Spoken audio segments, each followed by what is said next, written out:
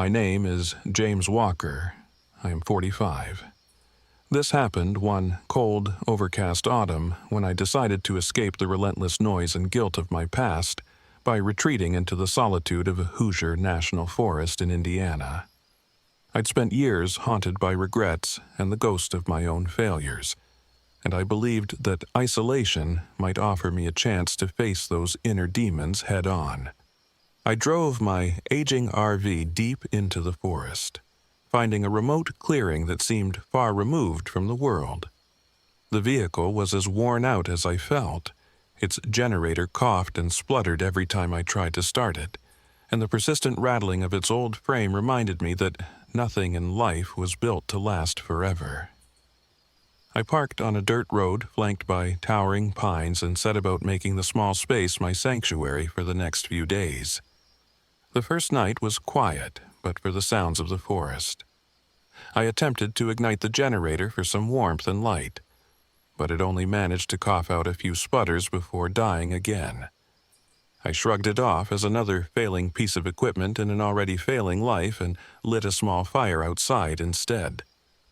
As I sat there, the silence of the forest pressed in on me, broken only by the occasional rustle of leaves and the distant cry of an owl.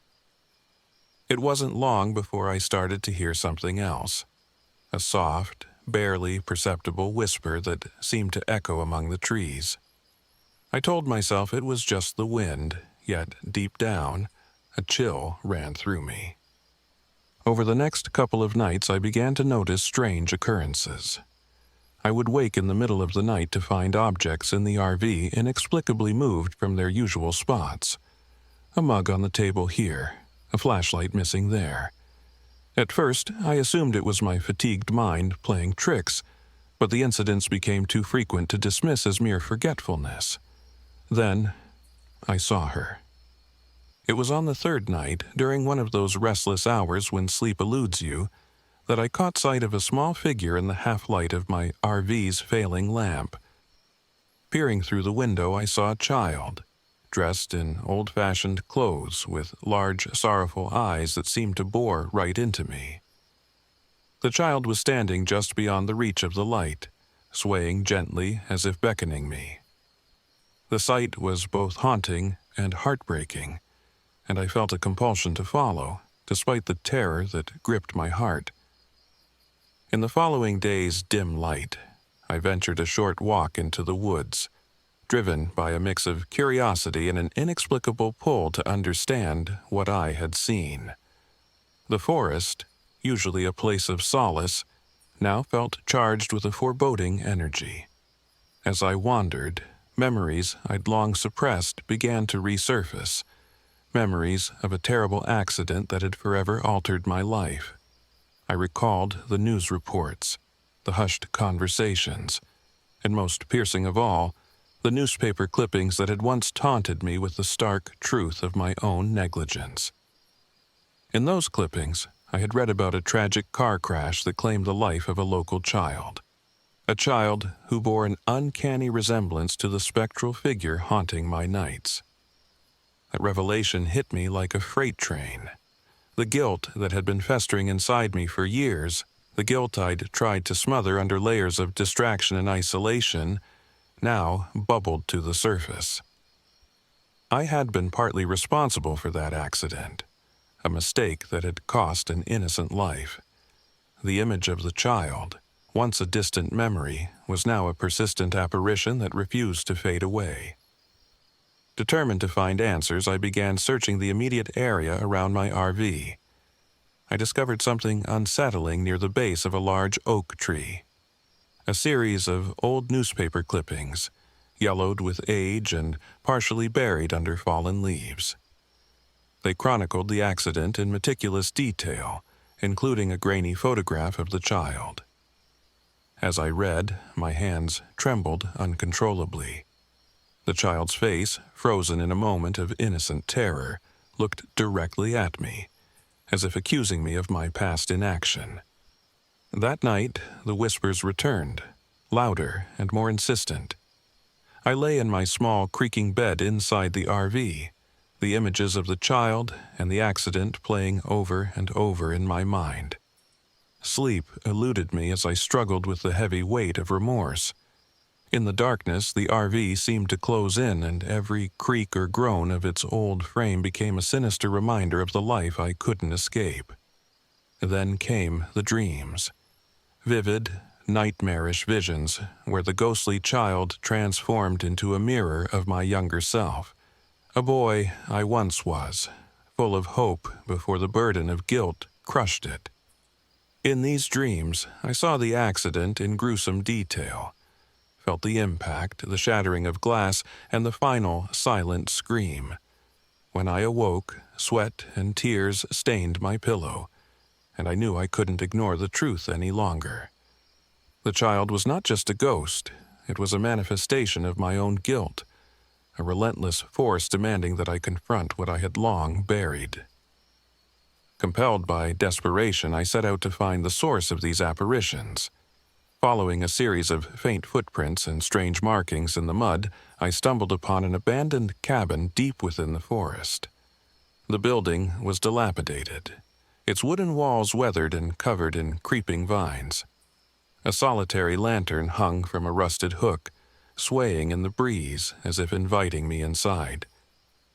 With my heart pounding in my ears, I stepped into the creaking structure, each step echoing in the emptiness.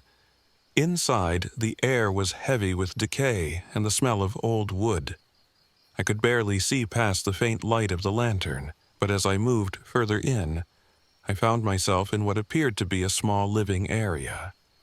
Against one wall was a faded mural depicting scenes of sorrow and loss, and in the center of the room lay a makeshift altar with a single, battered photograph of a smiling child. The resemblance to the ghost I had seen was unmistakable. As I stood there, a voice, soft and laden with sorrow, whispered my name. James.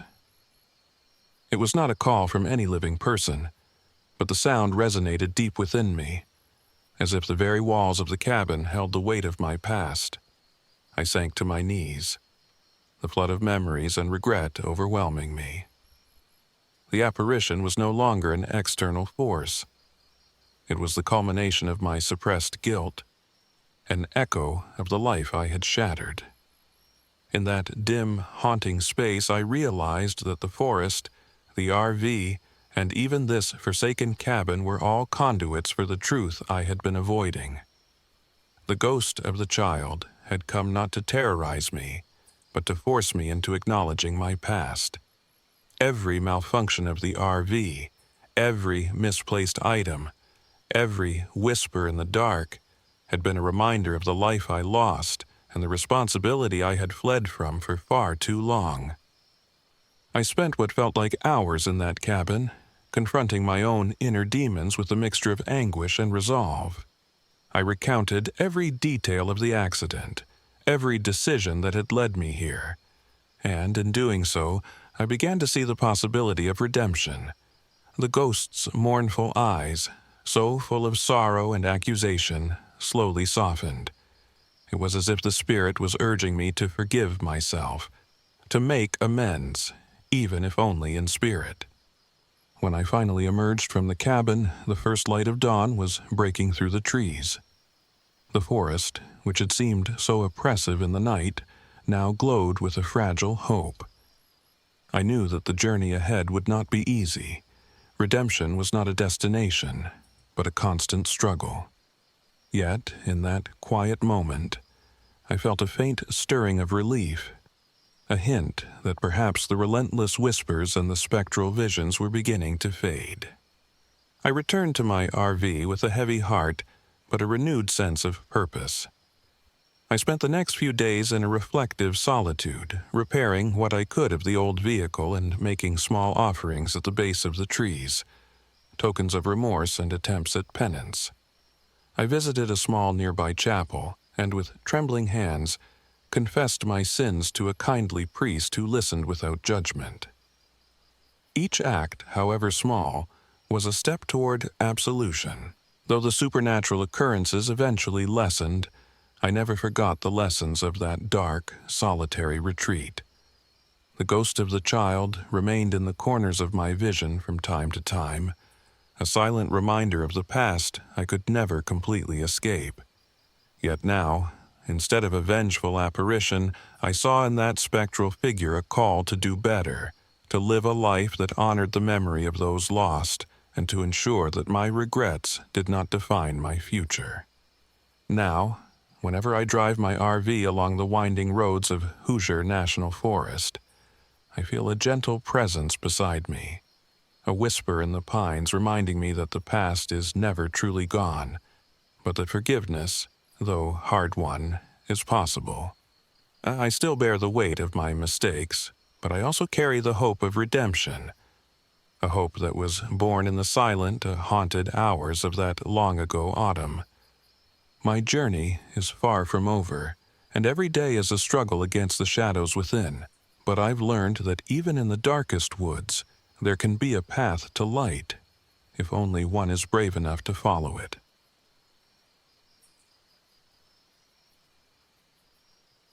My name is Kevin Lawson. I'm 42 years old. This happened in the fall, during a much-needed escape from the chaos of everyday life. I had planned a weekend getaway in Brown County, Indiana, a chance to breathe amidst nature's splendor. I set out in our old RV with my two close friends, Samantha Sam Reyes and Chris Dalton. Our hopes were high: crisp autumn air, a break from urban monotony, and the promise of scenic trails among the brilliant hues of changing leaves. I never imagined that we'd be plunged into a nightmare so visceral and dark. We left Indianapolis on a cool October morning, the road winding through the heart of Indiana until Brown County's rugged landscape unfolded before us. Our RV was a relic, rattling with every bump and creak, and its engine had a tendency to cough and sputter at the worst times. It was a gamble, but we believed the adventure was worth it. I was the cautious, resourceful one, a habit I had picked up from my years in the military, and I took the wheel with determination. Sam was the wild spirit of our trio. At 38, her daring nature and impulsiveness often pushed us into situations that teetered on the edge of recklessness. I admired her passion, even when it clashed with my calculated approach. Chris, 40, was the charming risk-taker whose secretive past always hung around him like a shadow. He could talk his way out of almost anything, and his allure was magnetic, until his hidden agenda came to light in the most gruesome way imaginable. It was on the second evening, as we set up camp near a cluster of ancient trees, that we first noticed something amiss. I was inspecting the area around our temporary campsite when I discovered crude symbols carved into the bark of a large oak. They were not random graffiti. These were deliberate, almost ritualistic carvings, depicting strange sigils and crude images of human figures.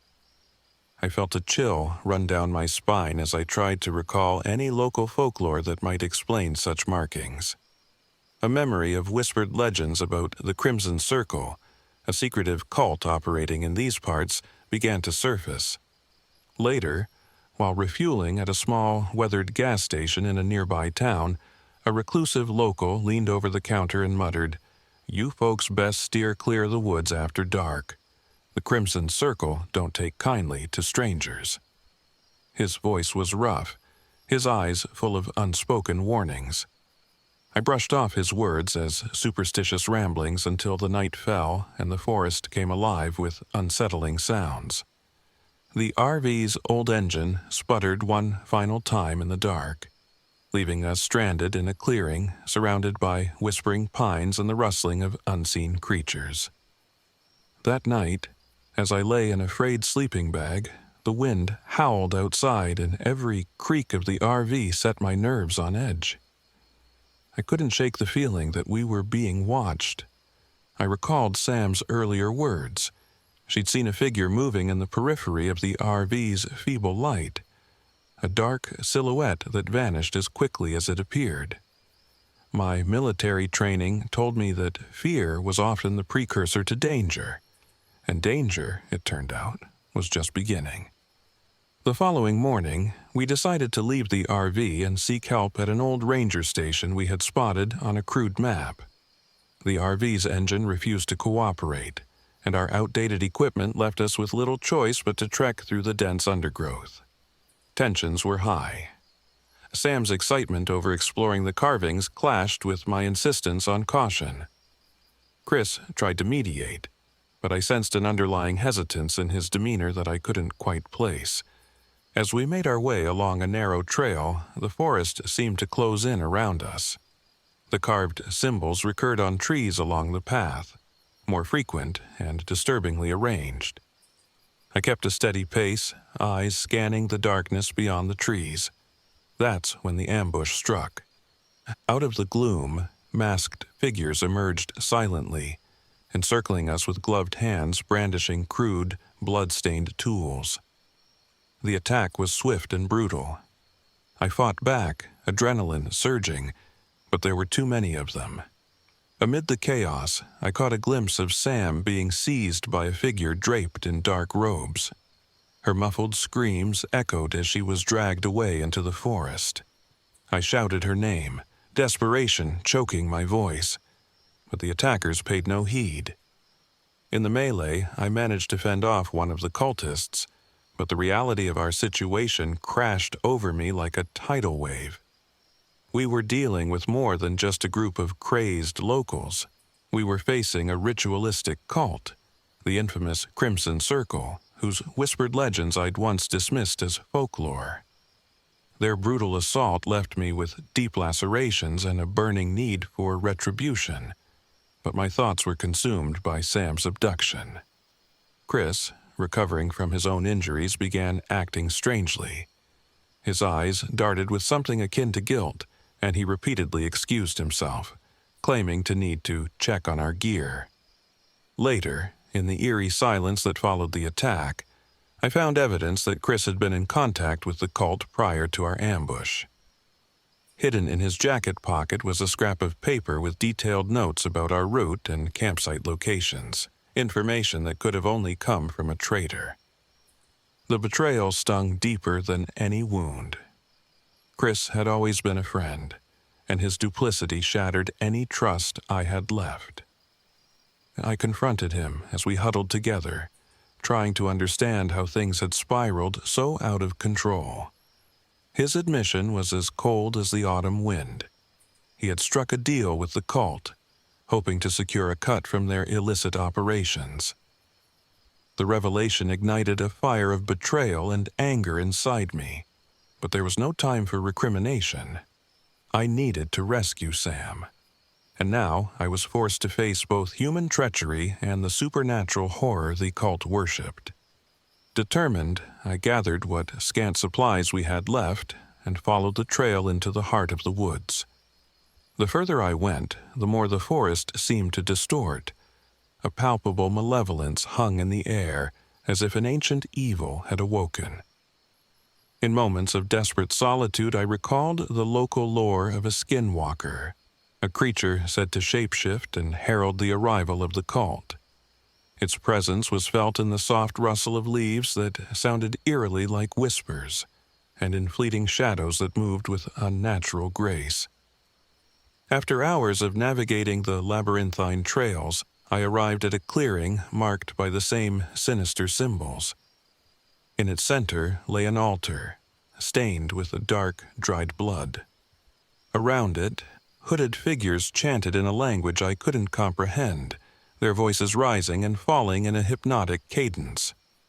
At the head of this macabre assembly was a gaunt man known as Elder Ward, whose eyes burned with a fervor that seemed otherworldly. He radiated a disturbing authority, a presence that suggested he was more than just a cult leader. He was a vessel for something ancient and evil. I crept closer, every step measured and laden with both fear and determination. The sight that unfolded before me was horrific. Sam, bound and terrified, was at the center of the ritual. The cultists had marked her with crude symbols similar to those on the trees, and she writhed in agony as they prepared to offer her to whatever malevolent force they served. My heart hammered in my chest as I fumbled for any weapon, grabbing a fallen branch and steeling myself for the coming battle. With a cry that combined both anger and desperation, I charged into the clearing. Chaos erupted instantly. I swung the branch with every ounce of strength, catching one of the cultists off guard. The ensuing melee was a blur of violence and bloodshed. Shouts, the clatter of improvised weapons, and the terrible sound of splintering wood filled the air. Amid the fray, I spotted Chris slipping away into the darkness. Betrayal stung anew, but there was no time to question his motives as I focused on reaching Sam. The confrontation with Elder Ward was a battle against both man and something far more sinister. He advanced with a calm, predatory grace, as if the violence around him were merely a prelude to a greater, unseen horror. His eyes locked onto mine, and for a moment I felt as if the very essence of evil was staring back. In that moment, I realized that the Skinwalker, that shape-shifting harbinger of doom, had been summoned. Its presence flickered at the edge of my vision, a shifting, contorted figure that defied explanation, blurring the lines between human and monster. In the chaos, a bullet shattered the night as Sheriff Dan Miller appeared, his figure emerging from the shadows. He was a grizzled man of 55, a local authority who had long walked a fine line between duty and the dark undercurrents of Brown County. His intervention was as sudden as it was brutal. He fired his weapon indiscriminately at both my attackers and, inadvertently, at me. For a split second I felt betrayed by the very institution that was supposed to protect us. But as he approached, his conflicted eyes betrayed a tortured soul caught in a web of corruption and ancient pacts. The battle reached its climax in a maelstrom of blood, screams, and supernatural menace. I fought with every fiber of my being, driven by the singular desire to save Sam and end this horror. Amid the struggle, Elder Ward's power seemed to surge, the air thick with an oppressive energy that threatened to crush us all. In a desperate maneuver, I lunged at him, and in that instant, the Skinwalker materialized fully. A monstrous, shifting abomination that tore through the cultists with savage abandon. In the final moments, chaos swallowed the clearing. I managed to break through the melee and reach Sam, whose eyes were wide with terror and pain. But the cost was high. As the cult's remaining members scattered into the dark forest, Chris's treachery was laid bare when he was cornered by a group of cultists. I caught a glimpse of him, his face contorted in regret and fear, before he was dragged away, his fate sealed by the very evil he had allied with. Sheriff Miller, his face etched with remorse, offered no words of comfort. His intervention had come too late, and the lines between ally and adversary were forever blurred. As the Skinwalker retreated into the depths of the woods, leaving behind an unsettling silence, I cradled Sam in my arms. Her body bore the marks of the unspeakable ritual, and though she survived the ordeal, the terror in her eyes would haunt me for the rest of my days. I managed to limp back to the ruined RV, the weight of betrayal, violence, and supernatural horror pressing down on me like a crushing tide. The once promising escape had transformed into a nightmarish struggle for survival, a battle against human treachery, cultish fanaticism, and a darkness that defied logic. In the aftermath, I was left with a battered body, a haunted mind, and a deep, unyielding guilt for not being able to save everyone. Sam's fate remained uncertain, and the disappearance of Chris was a bitter reminder that sometimes the true monsters lie not in the shadows of the woods, but in the hearts of men. Now, every time I hear the rustle of leaves or catch a glimpse of a shadow at the edge of my vision, I remember that fateful weekend.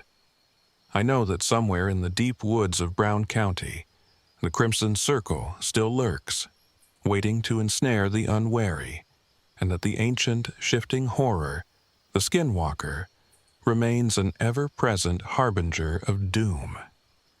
And as I continue my life, forever changed by the horrors I witnessed, I live with the constant fear that the evil we faced is never truly vanquished, merely lying in wait for its next victim.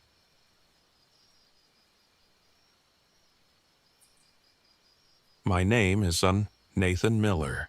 I'm 35 years old. This happened one bitterly cold October when I decided to escape the chaos of my past by retreating to a secluded campground on the shores of Lake Monroe, Indiana. I craved solitude, a chance to sit with my guilt and maybe find some semblance of peace amid nature's indifferent beauty.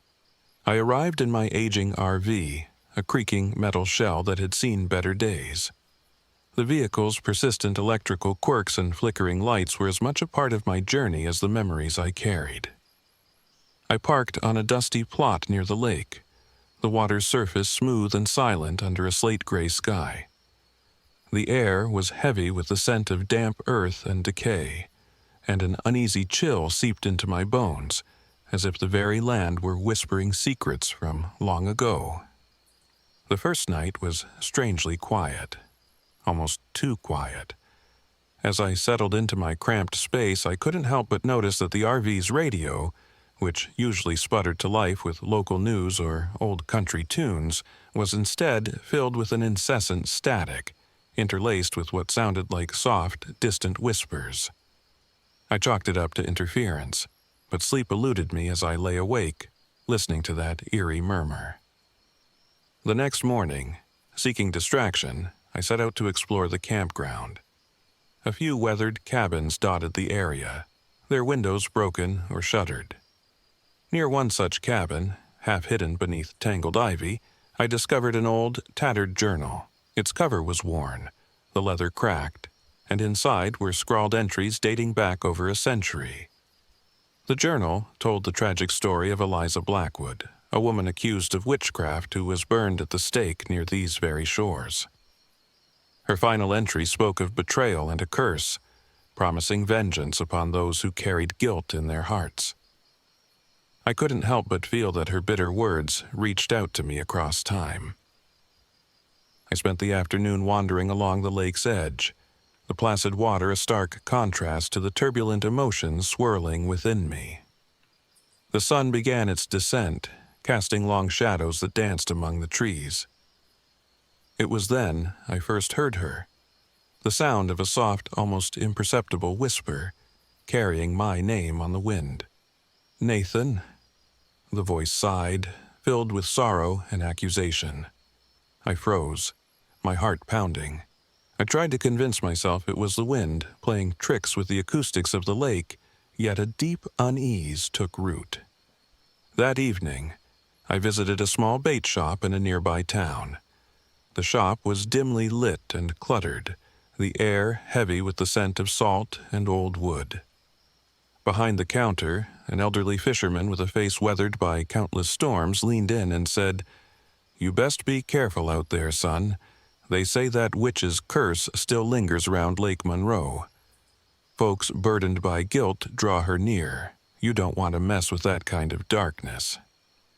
His eyes held a knowing look, but before I could ask more, he returned to his silent musings.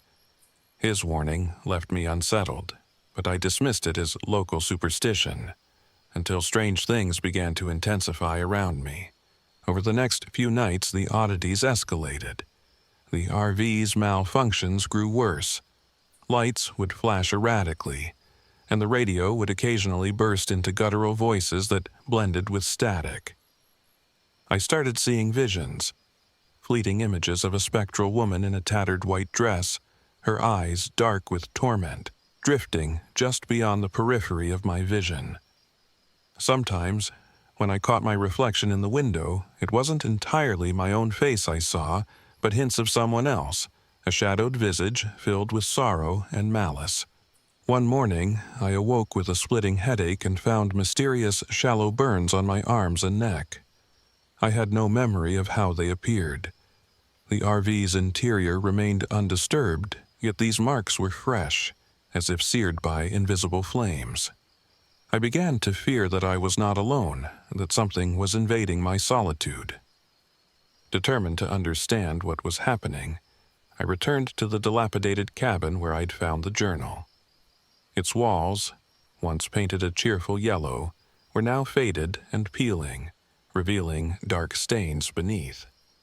The journal's entries detailed the trial and execution of Eliza Blackwood, her desperate pleas, and finally, a curse uttered in a voice of finality. One passage chilled me to the core. She calls upon the guilty to share her fate. Only those who confront their past may hope to break her hold. That night, as I sat in the dim light of a single lantern, the whispers returned with greater insistence. They seemed to seep from the very walls of the cabin, wrapping around my thoughts. I felt a profound connection to the witch's lament, a merging of her tragic end with my own burdens of guilt. Memories of a mistake I had long tried to bury surfaced unbidden. A betrayal, a failure to protect someone I loved. The pain was raw, and as the whispers grew louder, it felt as though Eliza was urging me to confront these memories head-on. In a desperate bid to rid myself of the torment, I decided to leave the campground the next day. However, that morning brought a revelation that shattered my resolve. During one of my blackouts, which I had begun to experience sporadically, I found myself standing at the edge of an old clearing where a makeshift pyre lay in ruins. The remnants of charred wood and scattered ashes told a story of violent retribution. I realized with dawning horror that this was the very site of Eliza Blackwood's execution. It was as if the past was bleeding into my present, the curse finding a conduit through my unresolved guilt. As twilight bled into night, the atmosphere grew oppressively thick. The RV's interior vibrated with a low hum, and the static on the radio coalesced into a coherent, chilling refrain. "Nathan, face your truth." My mind reeled as I realized that the curse was not an abstract legend but a living, malevolent force, drawn to the anguish of my own soul. In a sudden, violent moment, the RV shuddered as if struck by an unseen hand. The windows rattled, and a spectral figure materialized before me. A woman in white, her eyes blazing with both fury and sorrow. "You carry the weight of your sins," she intoned, in a voice that was both gentle and accusatory. "Only by facing your past can you hope to break this curse." The apparition's presence was overwhelming, suffusing the cramped space with an energy that bordered on physical pain. I staggered back, the lantern slipping from my grasp and shattering on the floor. In that instant, every repressed memory crashed upon me. The night I had abandoned a friend in need, the cold indifference with which I had let someone suffer because of my own selfishness. Tears blurred my vision as the spectral figure advanced, her form shifting between ethereal beauty and demonic fury. I realized that her torment was intertwined with my own, a mirror of the guilt I had buried so deep. The encounter escalated into a brutal struggle for my sanity. The air around me thickened, the whispers now a cacophony of voices accusing me of every past misdeed. In the ensuing chaos, the temperature dropped drastically, and I felt as if icy fingers were clawing at my skin. The ghost of Eliza Blackwood, or perhaps the very embodiment of her cursed spirit, pressed upon me with relentless force. My vision blurred, and I blacked out as the spectral assault pushed me to the brink. When I came to, I was outside, shivering on the cold ground near the lake. The dawn was breaking, its weak light barely dispelling the lingering darkness. I had no recollection of how I emerged from the RV or what had transpired in those tortured hours, only that I was left battered, emotionally and physically, by forces I could neither understand nor control. In the days that followed, I struggled to piece together the fragments of that night. I attempted to leave Lake Monroe, but every road led me back to the campground. It was as if the land itself refused to let me escape the curse that had been awakened by my guilt. The locals, wary and superstitious, watched me with a mixture of pity and fear, as though I were a living reminder of their own haunted pasts. I sought out the elderly fisherman again, desperate for answers, but he offered nothing more than a warning. Some ghosts never rest, Nathan. They haunt us until we learn to atone. His cryptic words, though simple, resonated deeply. I knew that I could not flee my guilt. It had to be confronted. The journal had given me a grim directive. Only by facing my past could I hope to break the witch's hold over me. I began to record my memories, revisiting the dark chapters of my life. Each painful recollection was a battle, but with every confession, I felt the oppressive weight of the curse lessen, if only slightly. The spectral visits grew less frequent, and the RV's violent malfunctions subsided to mere flickers and echoes. Yet, the lingering presence of Eliza Blackwood remained, a constant, silent reminder of the sins that could never be erased entirely. Now, as I sit by the calm waters of Lake Monroe, the morning sun reflecting off the glassy surface, I remain forever changed. I have learned that some horrors are not banished by distance or time, but must be confronted head-on, no matter the personal cost. The curse of Eliza Blackwood serves as a harrowing mirror to my own inner demons, a testament to the fact that our past mistakes, if left unacknowledged, will haunt us until we find the strength to forgive ourselves. Though the whispers have faded into a sorrowful murmur, and the spectral assaults have ceased, the memory of that night lingers. Every rustle in the wind and every ripple on the lake reminds me that the past is never truly gone. I walk forward with a heavy heart, burdened by guilt yet determined to live with the knowledge that redemption is a slow, painful process. And so I remain, a solitary figure on the shores of Lake Monroe, forever mindful of the witch's whispers that once forced me to confront the darkest parts of my soul. Oh, 3 Minnie.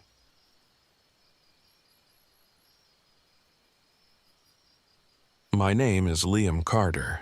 I'm 35 years old, and this happened in the fall of 2023, a reunion trip with old friends that turned into a waking nightmare in the backwoods of Morgan County, Indiana. We piled into my aging RV, eager for a brief escape from our urban grind. The plan was simple. Head to a remote campsite known as Whispering Pines, tucked away on the edge of the Hoosier National Forest near the ominous Wabash Woods. The promise of rustling pines, crackling campfires, and a quiet reunion under the starry sky masked an undercurrent of unease that none of us could have foreseen. The group was an eclectic mix of personalities. Sarah Miller, the empathetic artist with a perpetual air of worry. Mark Hughes, the witty skeptic who always brushed aside local legends with a careless smirk. Rachel Brooks, whose creative soul was tempered by an almost superstitious intuition. And Nick Adams, the quiet, enigmatic man whose past he kept as tightly sealed as his weathered leather jacket. I was the one who naturally fell into the role of leader, a pragmatic man who trusted logic over lore. We arrived at Whispering Pines under a sky streaked with twilight. The first night, as we gathered around the RV, I couldn't shake a slight sense of foreboding. Our RV, already a bit temperamental from years of neglect, began acting up almost immediately. The engine sputtered, and the electrical system flickered in the deepening gloom, leaving us stranded and exposed to the creeping shadows outside. It wasn't long before we started noticing unsettling omens. During a short hike to gather firewood, Sarah pointed out carvings on the bark of an old oak. The words, "Beware the raven," were etched deep, as though by desperate hands. I brushed it off as local pranksterism, but deep down, a chill ran down my spine. Later that night, as I lay awake listening to the restless wind, I heard a rustling outside, an eerie, deliberate sound, as if something or someone was circling our makeshift camp. The next morning, while the RV coughed its way back to life, a nervous hitchhiker appeared on the roadside. His eyes were wild with fear as he pleaded with us to stop. "You need to leave," he whispered in broken, urgent tones.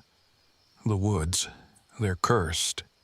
There's a cult, a cannibal cult, and something worse, a shapeshifter. They call it the Raven." Before we could ask more, he bolted into the forest, swallowed by the mist and our unanswered questions. The encounter rattled us all, sowing seeds of distrust and fear. As tensions mounted, so did the friction among us. Mark's dismissive attitude clashed with my growing concerns. "It's just local folklore," he scoffed during one heated conversation, though I couldn't shake the look of terror in his eyes when the subject shifted to the missing hitchhiker. Sarah and Rachel grew increasingly anxious, their whispered conversations filled with worry. Nick remained uncharacteristically silent, his eyes darting around as though he knew more than he was letting on. That night, a violent storm battered the RV, the wind howling as though echoing lost souls. Amid the tempest, Mark vanished. I awoke to the sound of frantic pounding on the RV's door and found the spot where Mark usually slept empty, his belongings scattered in disarray. Panic set in as we scoured the immediate area, discovering inexplicable tracks leading into the forest, a series of deep, claw-like impressions in the mud that were anything but natural. Desperation gave way to terror as rumors of a cannibal cult, linked to the supernatural entity they called the Raven, began to circulate. I pieced together the fragments of the hitchhiker's ramblings with the eerie signs around us. The cult was rumored to abduct and torture outsiders, using them in macabre rituals to appease a shape-shifting creature said to feast on the life force of its victims. The very thought made my blood run cold. With the RV still barely functioning, our group fractured under the weight of fear and suspicion. Sarah's intuitive warnings grew louder each night, and Rachel's superstitions morphed into outright dread. One evening, as we huddled in the RV, a chilling scream tore through the silence of the forest. I rushed outside to find Rachel staggering on the dirt path. Her eyes rolled back and her voice deep and distorted, as if not entirely her own. Before I could reach her, a figure slipped into the shadows, a silhouette that melted into the darkness with a grace that was anything but human. Rachel's behavior over the following days was erratic and violent. It was as if something within her had been taken over by an entity that wore her skin. The transformation was horrifying, her once gentle demeanor replaced by a predatory intensity, and her eyes burned with a foreign fire. I began to fear that the Raven, the shapeshifter from local lore, had claimed her as its vessel. Simultaneously, Nick's behavior became increasingly suspect. He'd disappear at odd hours and return with vague, troubled explanations. My instincts screamed that he was involved, perhaps even complicit, with the cult that had taken Mark. His secretive glances and evasive answers only deepened my suspicions, and soon the group's tension exploded into bitter confrontation. In a desperate bid to locate Mark and uncover the truth, I led Sarah and the now tormented, possessed Rachel into the heart of the forest.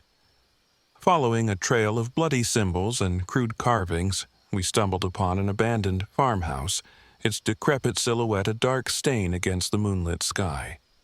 The farmhouse reeked of decay and despair.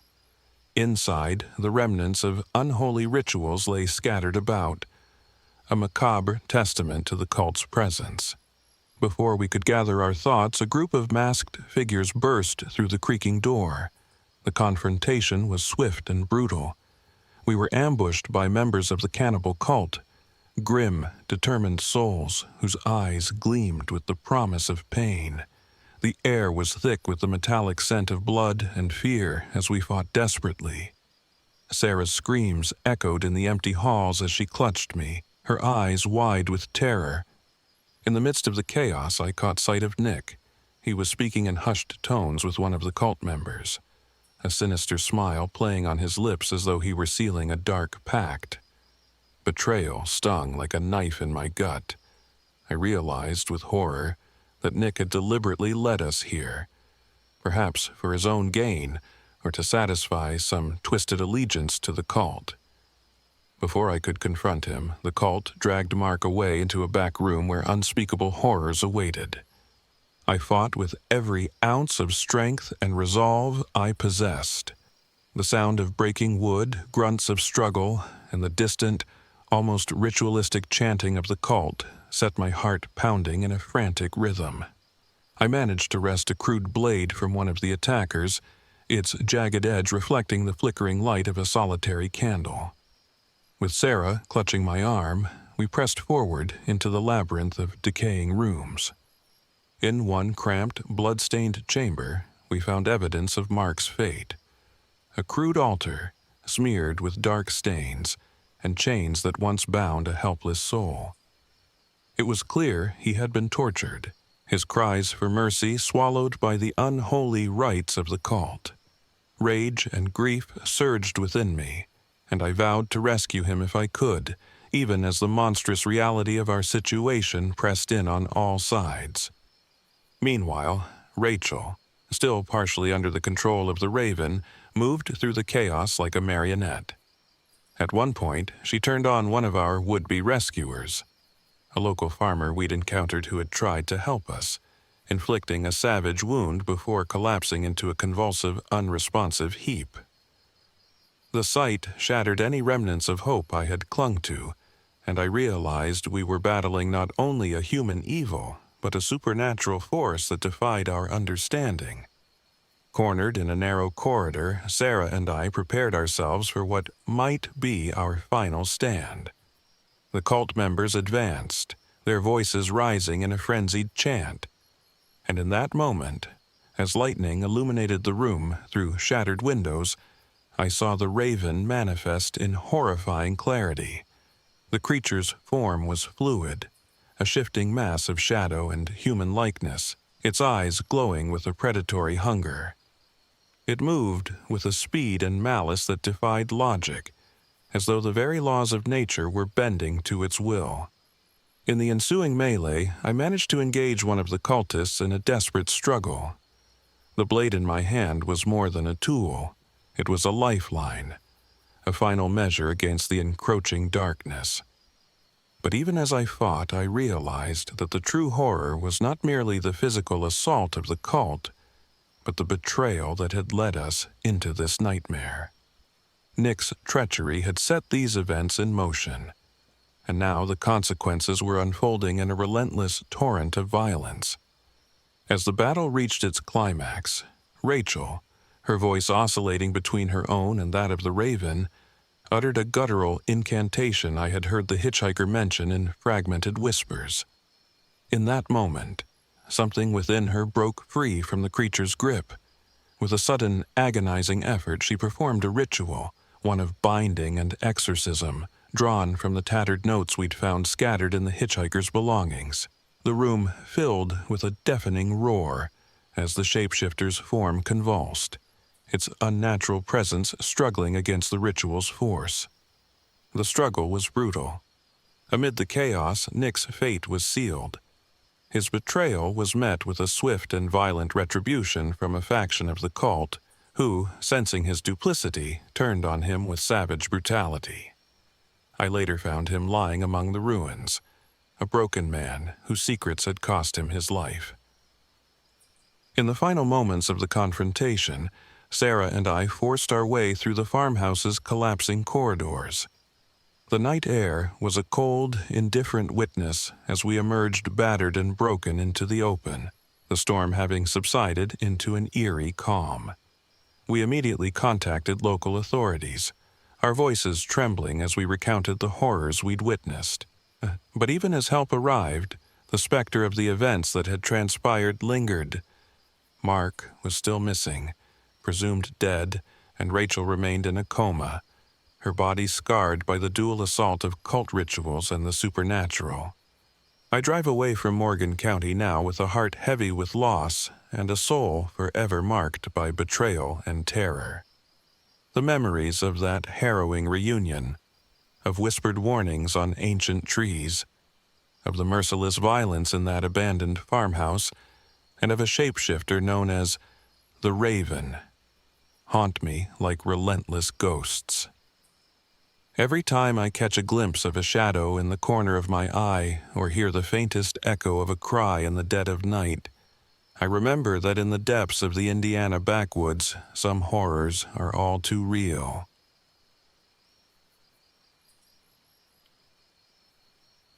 My name is Michael Dawson.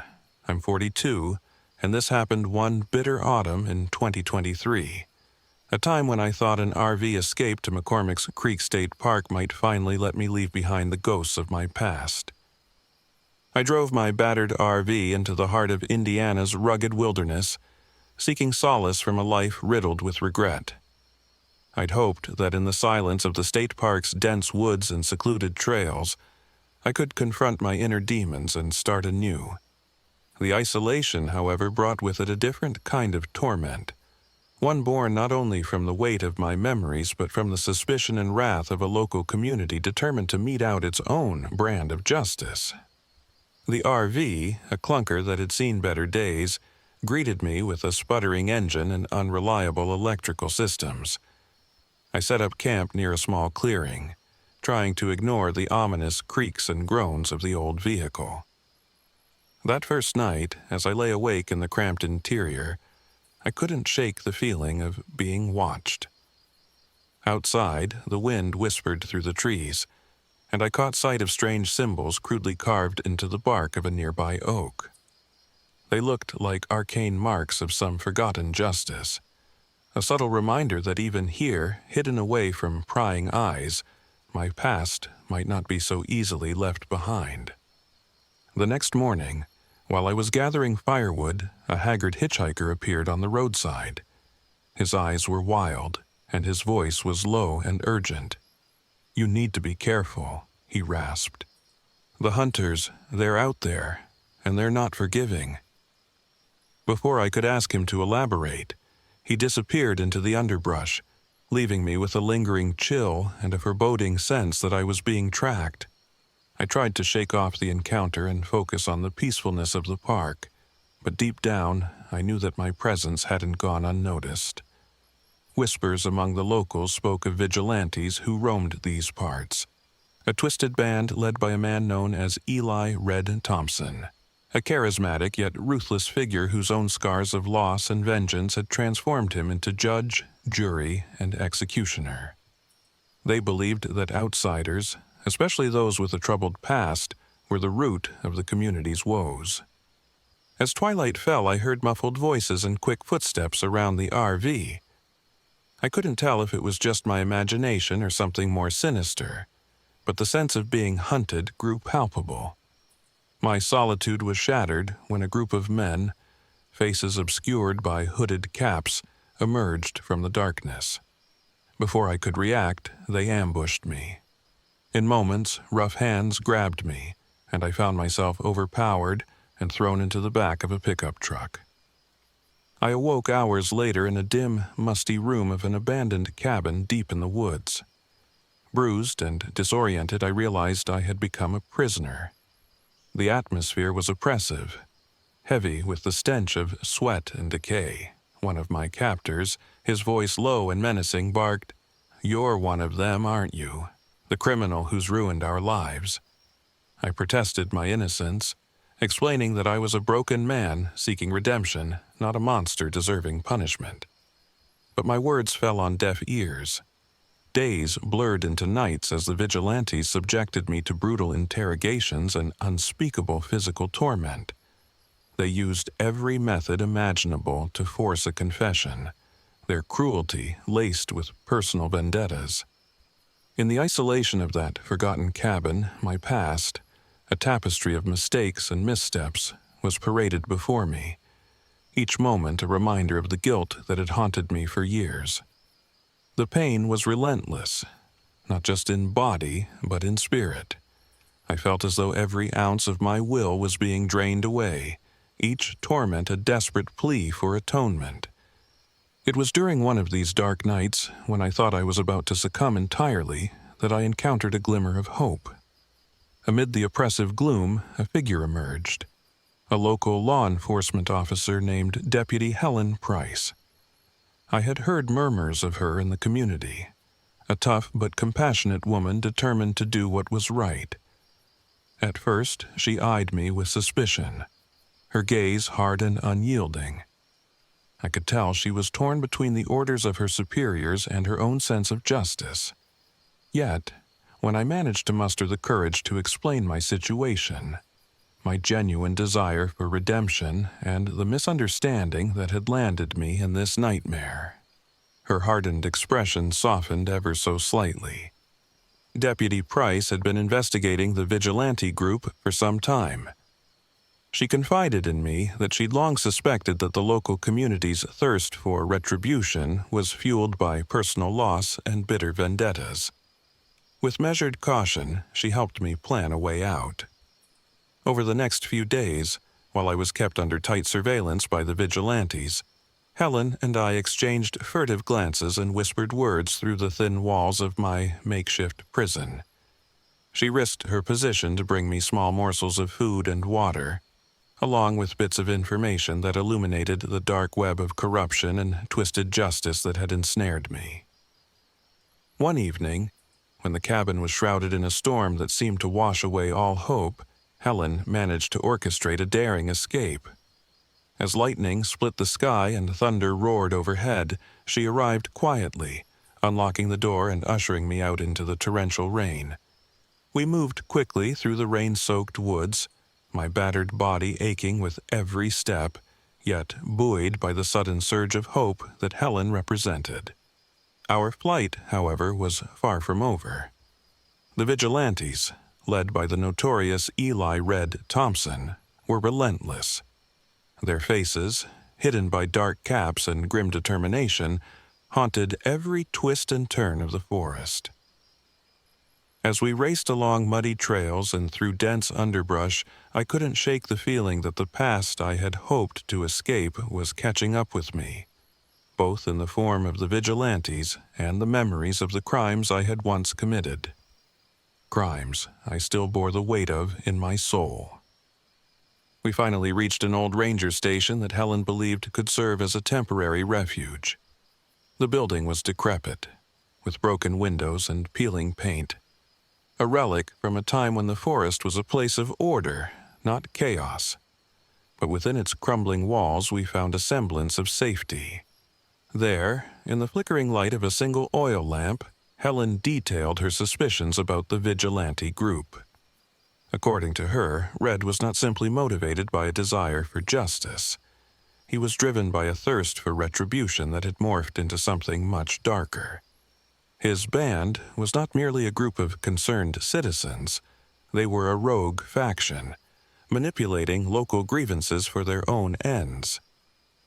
As the storm outside subsided into an eerie calm, I listened to Helen's steady recounting of events, feeling both grateful and guilty. The truth was that my troubled past, once a collection of regrettable choices, had become an open invitation for the wrath of those who could not forgive. I was haunted not only by my own demons but by a community's warped sense of justice, eager to exact punishment without mercy.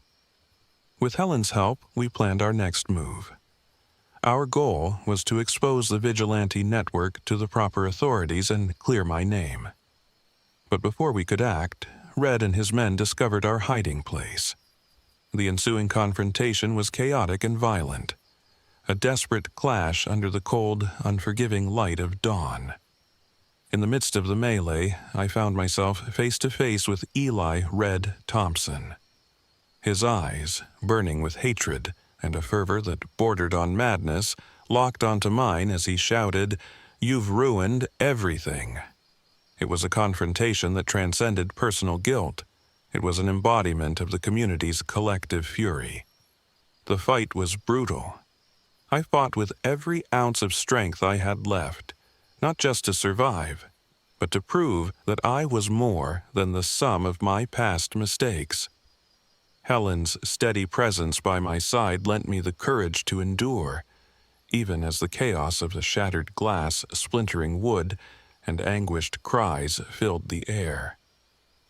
The conflict reached a fevered pitch when, in a desperate bid to end the violence, I managed to disarm one of the vigilantes.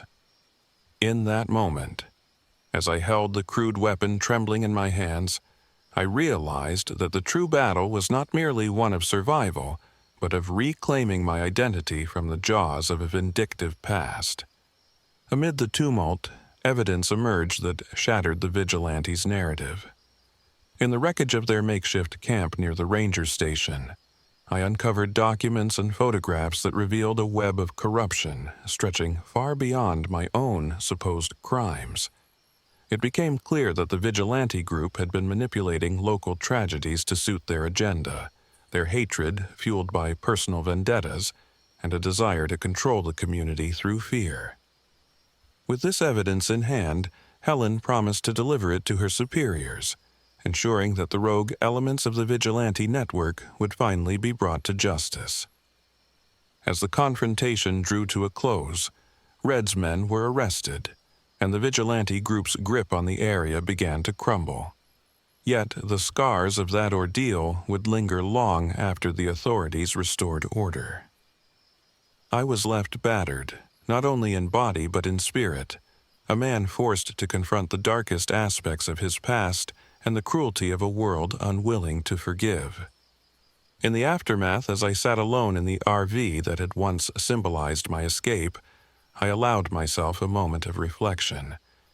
The open road beckoned once more, a promise of uncertain redemption and a future unshackled by guilt. The events in McCormick's Creek State Park had changed me irrevocably. I had faced down not only the wrath of a community but the demons that had haunted me for so long. With Deputy Helen Price's unwavering support, I now carried the evidence needed to clear my name, and perhaps in time to reclaim a semblance of peace. As I drove away from the remnants of that harrowing chapter, the whispers on the Wabash Road slowly faded into the background.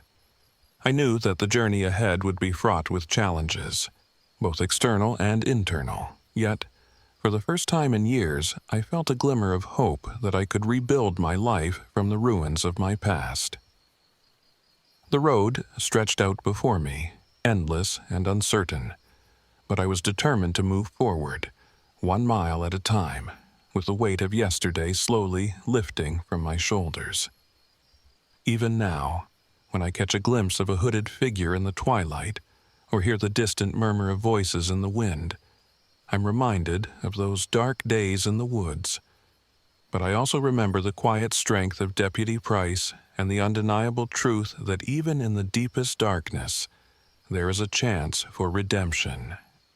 My journey is far from over, and while the shadows of my past may always linger, the promise of a new beginning shines ever brighter on the open road ahead.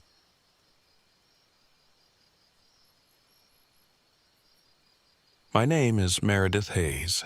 I am 34 years old.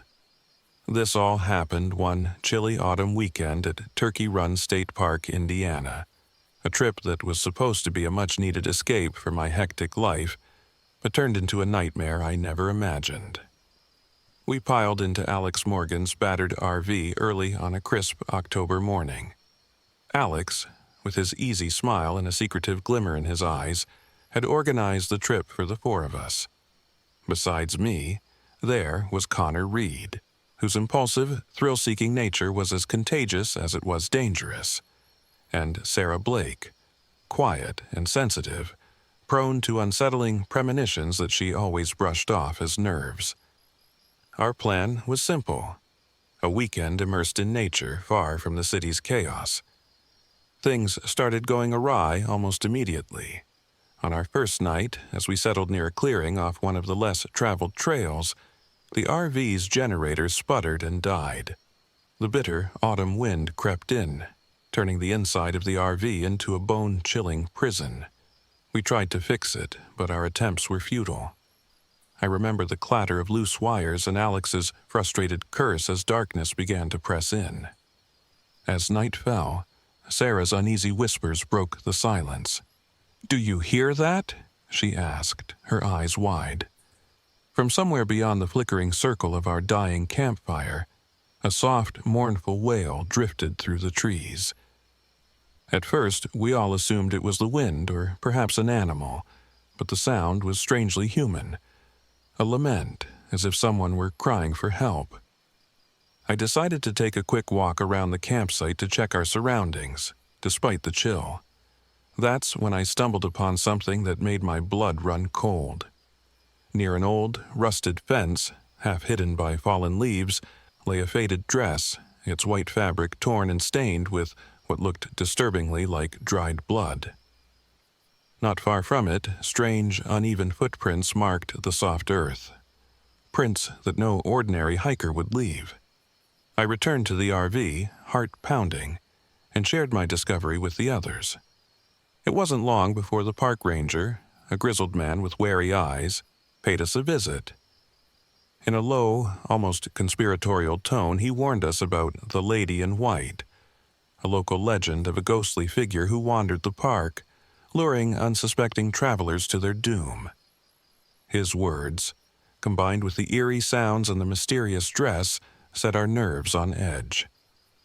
Tensions began to rise within our small group. Connor's reckless enthusiasm for exploring the darker, more secluded trails clashed with my insistence on caution. "Come on, Mary, where's your sense of adventure?" He'd sneer, already planning his solo venture into the deep woods.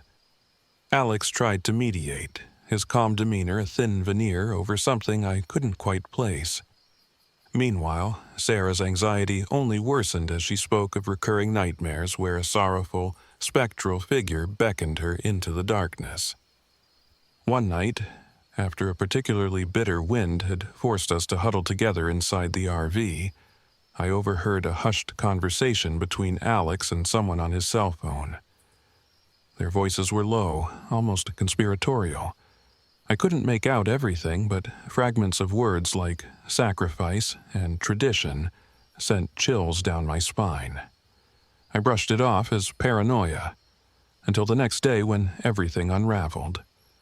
On the morning of our third day, we awoke to chaos. A violent storm had rolled in overnight, drenching us and further crippling the RV's already malfunctioning generator. Amid the clamor of thunder and the pelting rain, I realized with a jolt that Connor was missing.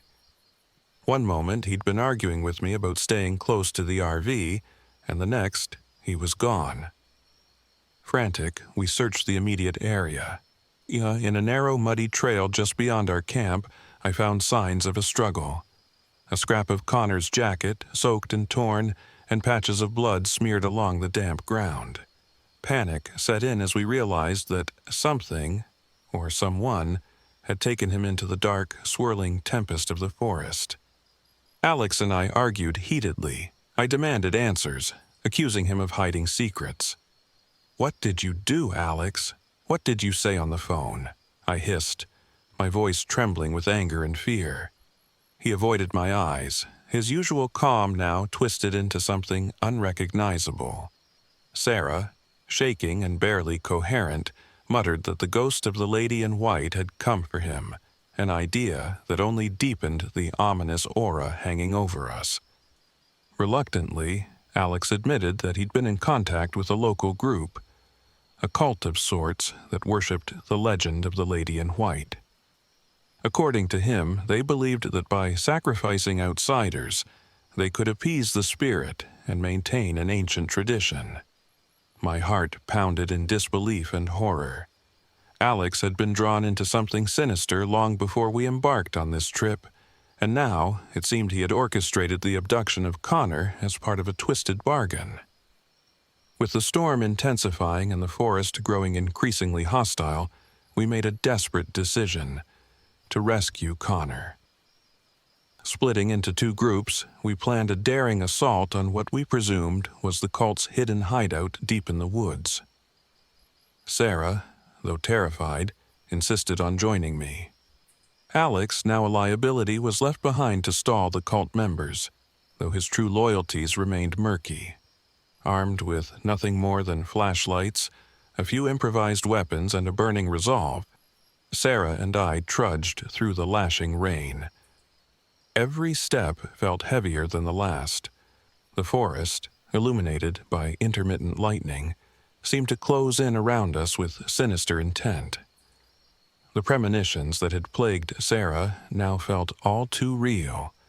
A spectral figure, robed in tattered white, drifting silently through the trees.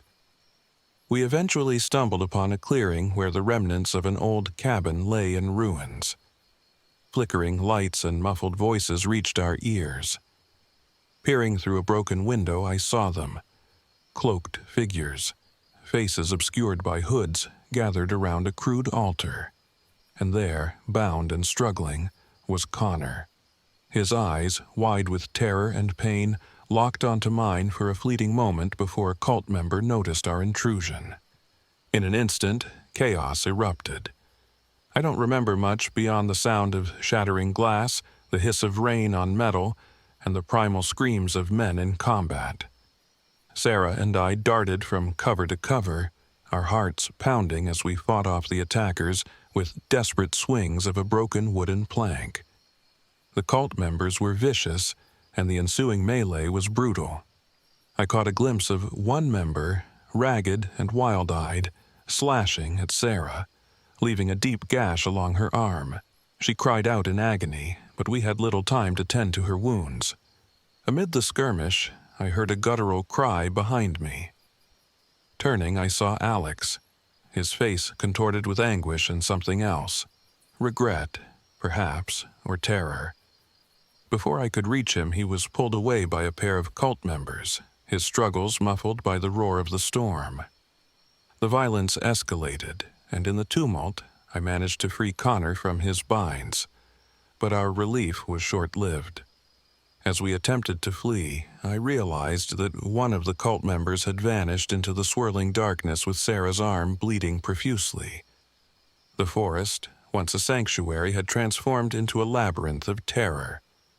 With the storm still raging, I carried Connor, bloodied and barely conscious, while Sarah, trembling in shock and pain, insisted on staying close to me.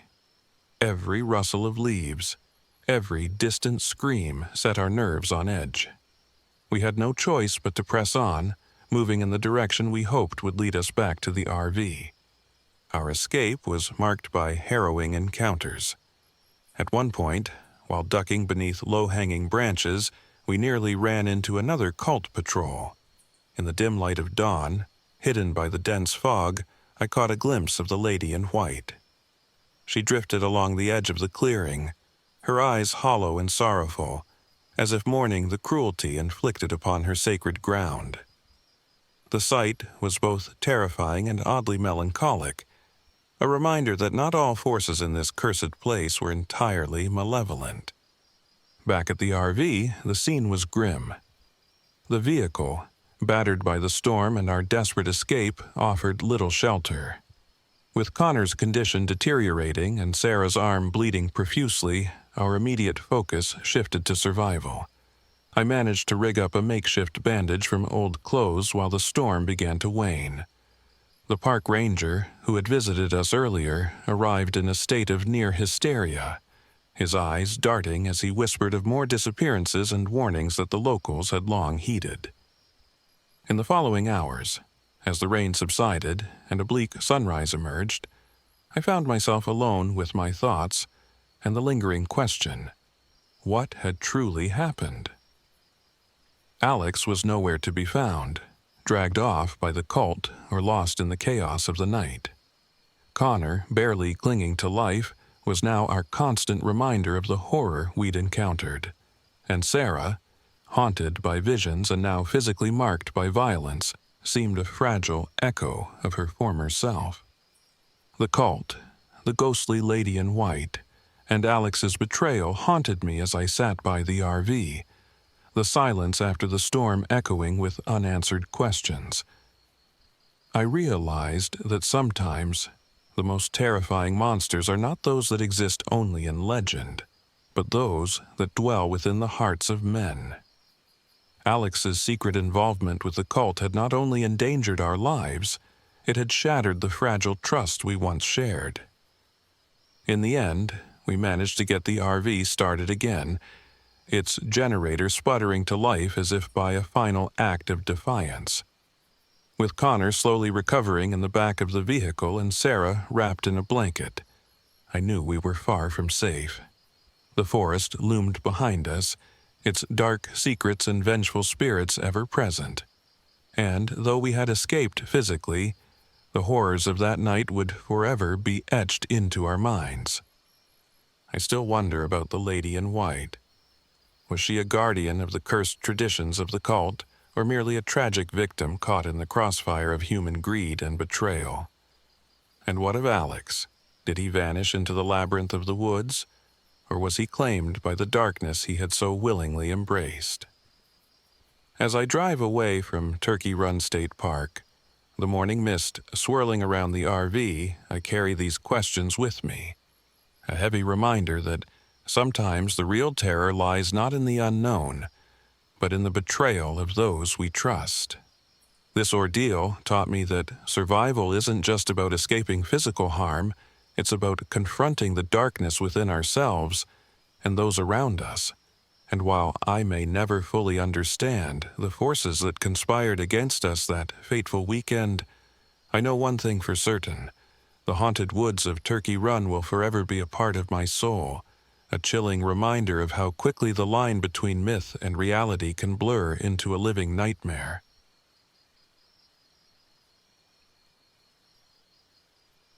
My name is Elliot Carter.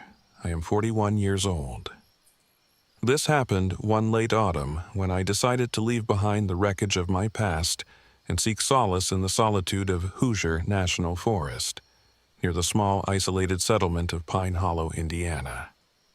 After a painful divorce and a career that had crumbled beneath the weight of my failures, I turned to my battered RV as both refuge and escape. I loaded it with nothing but the essentials and a few remnants of a life I once knew. I set off with a quiet determination, hoping that the quiet wilderness could mend my broken spirit. Driving down the winding, leaf-strewn roads, I felt a mix of anticipation and apprehension. The vibrant hues of autumn gave way to a palette of grays as I neared Pine Hollow. The town itself was a collection of weathered buildings and tired faces, a place that seemed stuck in time. At a small, dilapidated gas station, I met Jasper, an old man with a rugged face and eyes that seemed to know too much. In a hushed tone, he warned me about the legends of the area. "Out here, they say a skinwalker roams the forest," he said, his voice rough and laden with unease. "It preys on the lonely, on those with regrets." I offered a half-hearted smile, dismissing it as local superstition, though his words echoed in my mind as I drove away. I arrived at a secluded clearing deep in the forest and began to set up camp. The first evening was calm, almost deceptively so. While gathering wood for a small fire, I noticed strange symbols crudely carved into the trunks of several trees. Their precise, almost deliberate lines made my skin prickle with unease. I told myself it was the work of vandals or remnants of forgotten tribal markings.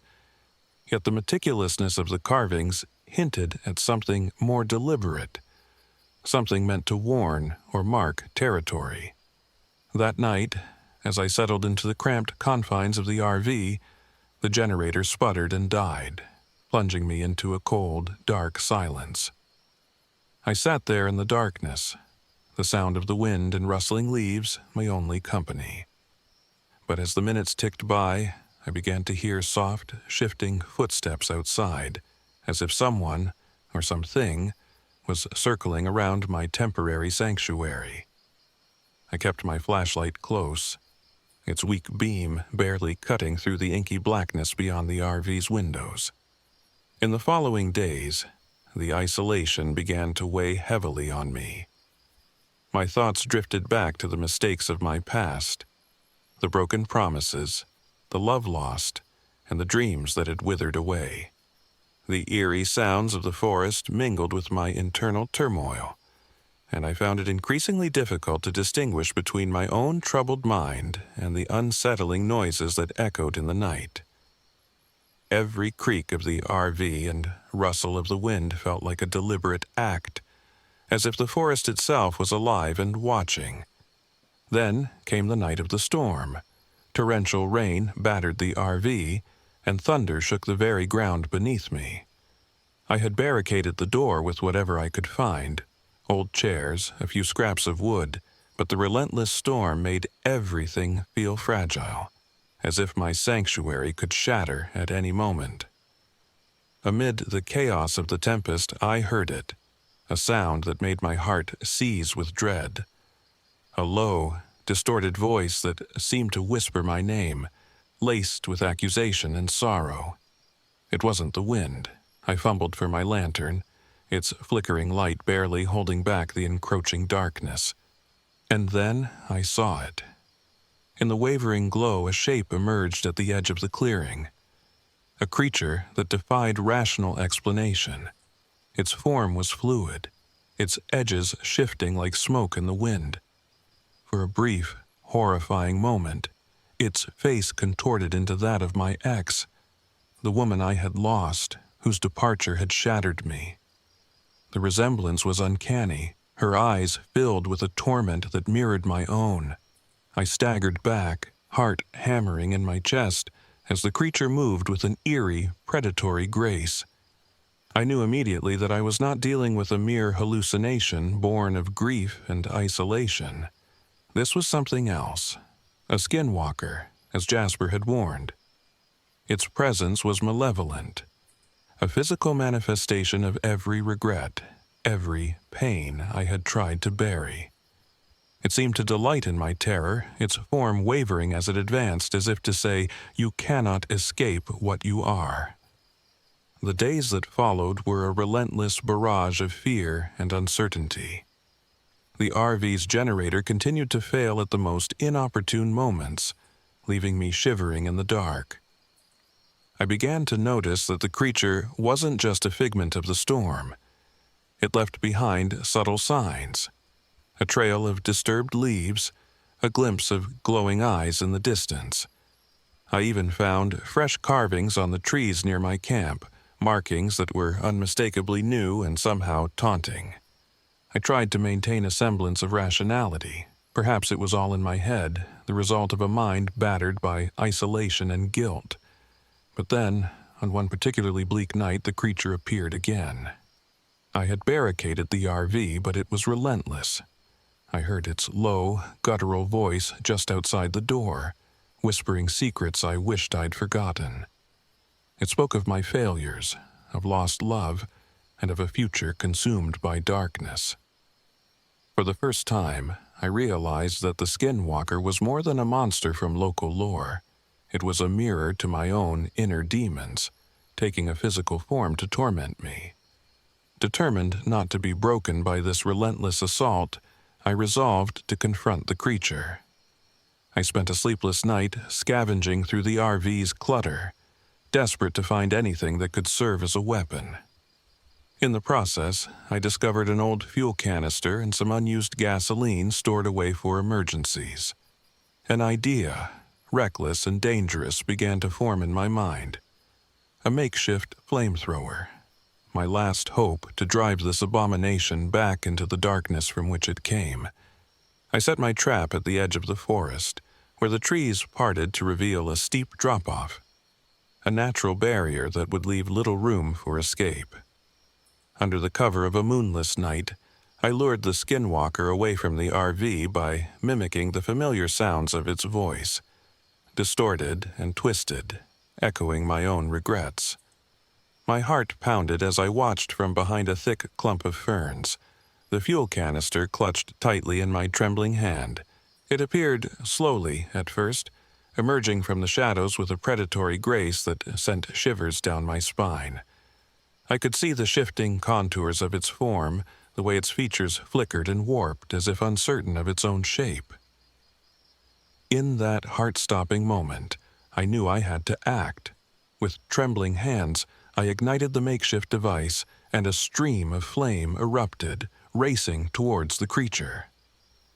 The skinwalker recoiled, its form writhing in agony as the flames licked at its shifting flesh.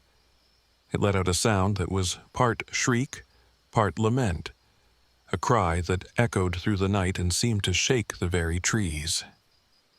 For a long, agonizing moment, it stood there, writhing at the edge of the blaze. Then, as if in defeat, it retreated into the depths of the forest, its agonized howls fading into the distance. I stood there, panting and drenched in sweat, the afterglow of the flames reflecting in my wide, terrified eyes. The confrontation had left the RV and the surrounding area scorched and charred. I knew that the creature was not vanquished, only driven away for now. But in that moment, I felt a flicker of hope. A tiny ember of defiance that maybe, just maybe, I could reclaim a piece of myself from the darkness. The next morning, I found the RV in a sorry state, a shell of metal and char, its generator beyond repair. I wandered out into the clearing, the cold light of dawn casting long shadows across the scarred earth. The forest was eerily silent, as if holding its breath in anticipation of my next move. I collected myself and attempted to piece together the fragments of my shattered resolve. I later learned from local authorities, who eventually found me wandering near Pine Hollow, that there had been reports of strange occurrences in the forest for years. Jasper's warnings, the carvings, and the legend of the skinwalker had all been part of a folklore that was deeply ingrained in the local culture. But no one had ever truly experienced it as I had that night.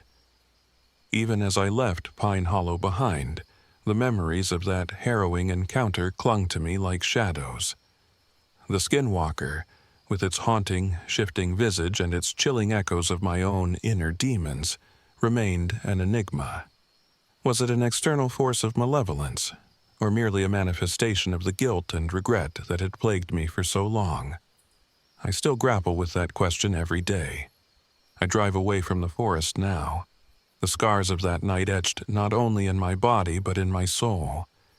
The charred remains of the RV serve as a constant reminder that sometimes the greatest battles are fought within, and that the darkest monsters are the ones we carry inside us. In confronting the skinwalker, I was forced to face the darkest parts of my own nature. A painful, yet necessary, step toward healing. The ordeal left me battered but resolute, and while I may never fully understand the true nature of the creature that haunted Pine Hollow, I have learned that survival isn't just about escaping the tangible threats around us. It's about confronting our own fears, the regrets that gnaw at us in the quiet hours of the night, and emerging from the darkness with even a small measure of hope. For me, that night in the forest was both a terrifying encounter and a crucible. A moment when I was forced to confront the shadows within and, against all odds, find a way to move forward.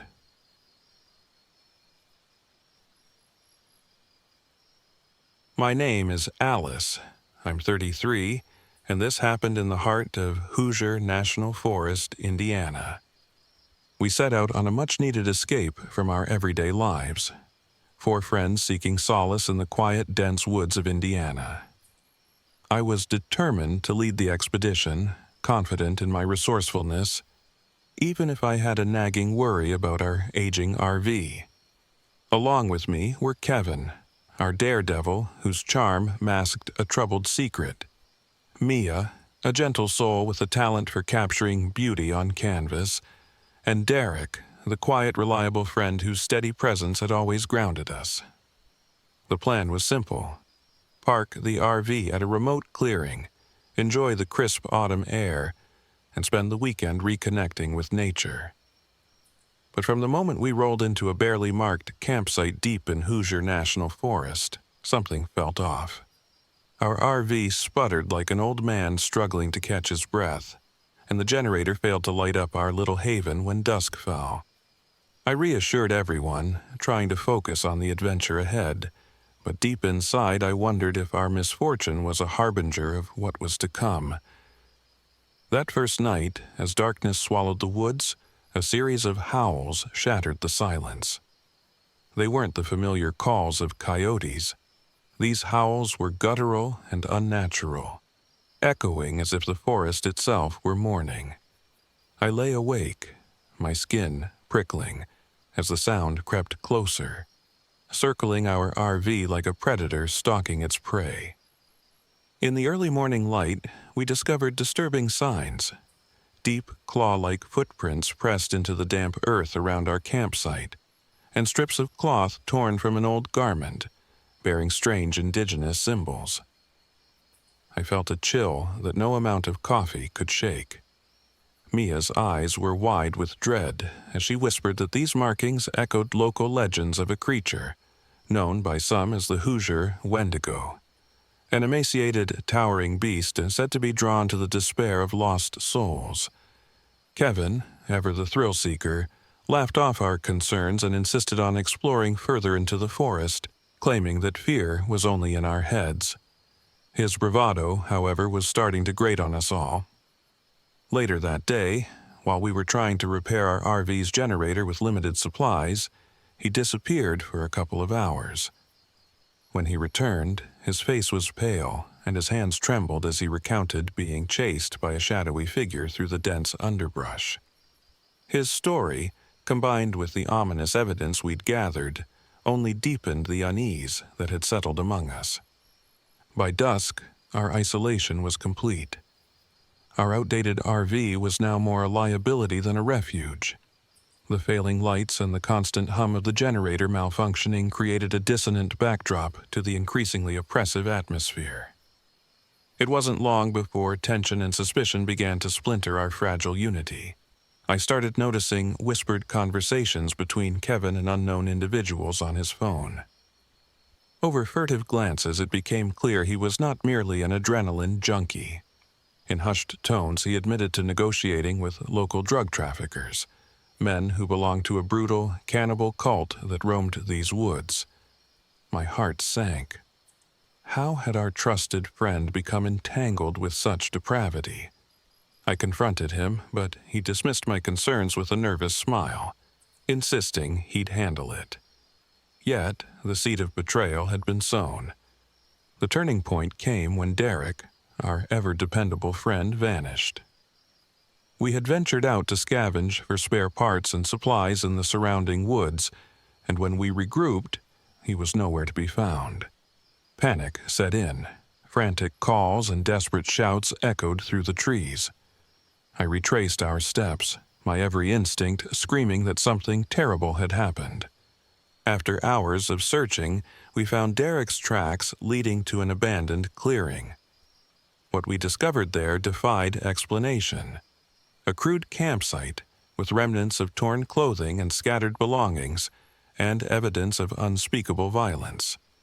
It was clear that he had been ambushed, kidnapped by a group that, as we later learned, was part of that cult Kevin had been flirting with.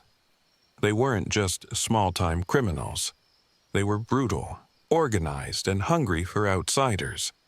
Desperation drove us into action. Mia and I resolved to rescue Derek despite the danger, while Kevin's hesitant cooperation only added to our collective fear. Our plan was risky, split up to increase our chances, and rendezvous at a spot we agreed upon. But as we navigated the tangled forest trails, the oppressive presence of the Hoosier wendigo seemed to close in on us, its eerie howls mingling with our own ragged breaths. The rescue operation was a nightmare incarnate. We arrived at a secluded, decrepit cabin deep within the forest, a place that reeked of decay and malevolence. Shadows danced along the walls as we crept closer, and I could almost feel the creature's eyes upon us. We slipped inside, finding Derek bound to a rickety chair in a dimly lit room. His eyes, filled with terror and pain, begged for salvation, but time was running short. Before we could free him, the door burst open. Men in tattered, blood-stained clothing stormed the room, wielding crude weapons. Their leader, a gaunt man with eyes that burned with fanaticism, shouted in a guttural voice, "You shouldn't have come here!" The ensuing chaos was a blur of violence. Shouts, the sound of crushing bodies, and the relentless, inhuman howl of the forest's true predator. In the melee, Kevin's true betrayal was laid bare. As I struggled to protect Mia and free Derek, I caught Kevin exchanging furtive looks with the cult leader.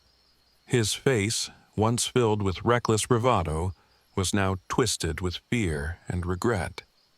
In his hesitation, he had doomed us all. I shouted at him, but the words were lost in the clash of brutal violence. In the confusion, Kevin was seized by the cult members. I watched in horror as they dragged him away, his pleas for help swallowed by the cold night. The cultists' savagery knew no bounds. I witnessed Derek being tortured, a sickening, relentless display of human cruelty meant as a warning to all who dared defy them. Every thud of a crude weapon against his frail body sent shivers down my spine, and I fought to suppress the rising tide of despair. Amidst the madness, the unearthly presence of the Hoosier Wendigo made its move. It emerged from the shadows, a towering, emaciated figure with hollow eyes and a hunger that transcended the natural. Its arrival seemed to electrify the air, heightening the terror and driving the cultists into a frenzy of panic and violent retaliation. In the chaos, Mia, whose sensitive nature had always set her apart, became the unwilling focus of the Wendigo's attention. In one horrifying moment, as I was grappling with a cult member, I heard her scream, a sound not wholly of pain, but of something far more sinister. When I turned, I saw her standing transfixed, her eyes glassy and unnaturally bright, as if a dark force had taken root within her. For a split second, I feared she had been possessed by the malevolent spirit of the creature. The thought chilled me to the bone, but there was no time to dwell on it. Survival was all that mattered. We managed to escape the cabin amidst a maelstrom of violence. Derek, barely conscious and physically crippled by his ordeal, was hoisted into the back of the battered RV. Mia trailed behind, her face a mask of shock and disquiet. The forest, once a promise of solace, had become a labyrinth of death and betrayal. Every step we took was haunted by the memory of what we'd seen, and every rustle in the undergrowth made us flinch. The ride back was a grim procession of guilt and loss. Kevin's betrayal gnawed at me, and the image of Derek's tortured face was seared into my mind. Mia remained silent, her eyes distant and haunted, as if she were already lost somewhere between this world and the dark void that had touched her soul. The howls of the Wendigo echoed in the distance, a constant reminder that our ordeal was far from over. The forest had marked us, and its evil was not easily exorcised. In the following days, as we recounted the events to skeptical authorities and medical personnel, the reality of our nightmare sank in. Derek's injuries were so severe that he would never fully recover, and Kevin had vanished, presumed dead or worse, consumed by the cult's retribution. Mia struggled with nightmares and bouts of unexplained anger, and I found myself endlessly haunted by the memory of the creature's unholy eyes. The police investigation, hindered by the remoteness of the location and the tangled web of local criminal networks, brought little comfort. Rumors spread of a cannibal cult operating in the depths of Hoosier National Forest, and whispered tales of the Wendigo only added to the terror. I couldn't help but feel that our encounter was not a random stroke of misfortune, but part of a larger, dark design, one that blurred the lines between human depravity and supernatural horror. Now, as I sit in a sparse, cold apartment far from those accursed woods, I write these words in a feeble attempt to make sense of the chaos. The forest remains a dark stain on the map of Indiana, a place where the desperate, the betrayed, and the damned come face to face with an ancient, unyielding evil. I still hear the echoes of that unholy night in my dreams, the howls of the wendigo mingling with the cries of those we lost. I have learned that survival sometimes comes at a price too steep to bear. Trust, once shattered, leaves scars that time cannot heal, and the line between human savagery and the supernatural is disturbingly thin. As I look out my window at the bleak cityscape, I wonder if any of us will ever truly escape the darkness that lurks in the corners of our minds and in the haunted depths of Hoosier National Forest. In the end, we were all changed that night. The forest's malevolence seeped into our souls, and no matter how far we ran, its echoes would forever remind us of that fateful encounter. A bitter lesson that sometimes the most terrifying monsters are not the ones in the legends, but the ones we allow to hide within ourselves.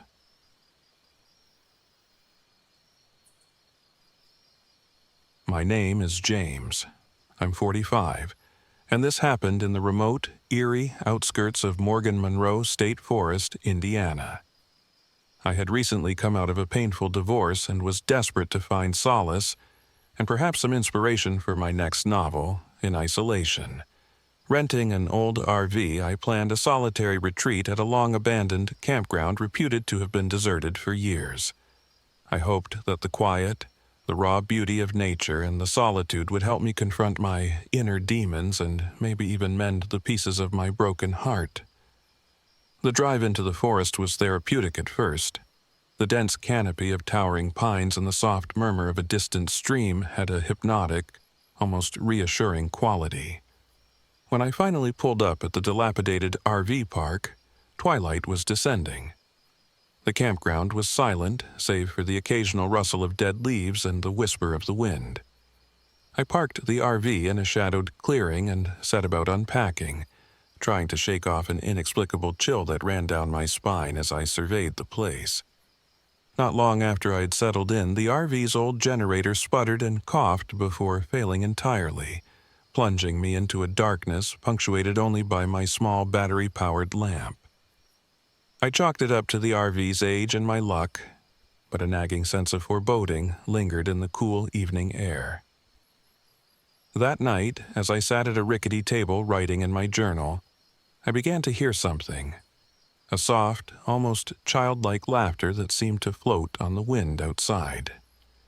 At first, I convinced myself it was just the wind teasing the rustling pines, but as the laughter grew faintly more distinct, I couldn't ignore it. A few minutes later, out of the corner of my eye, I caught a glimpse of movement. There, near the tree line, was the outline of a small figure.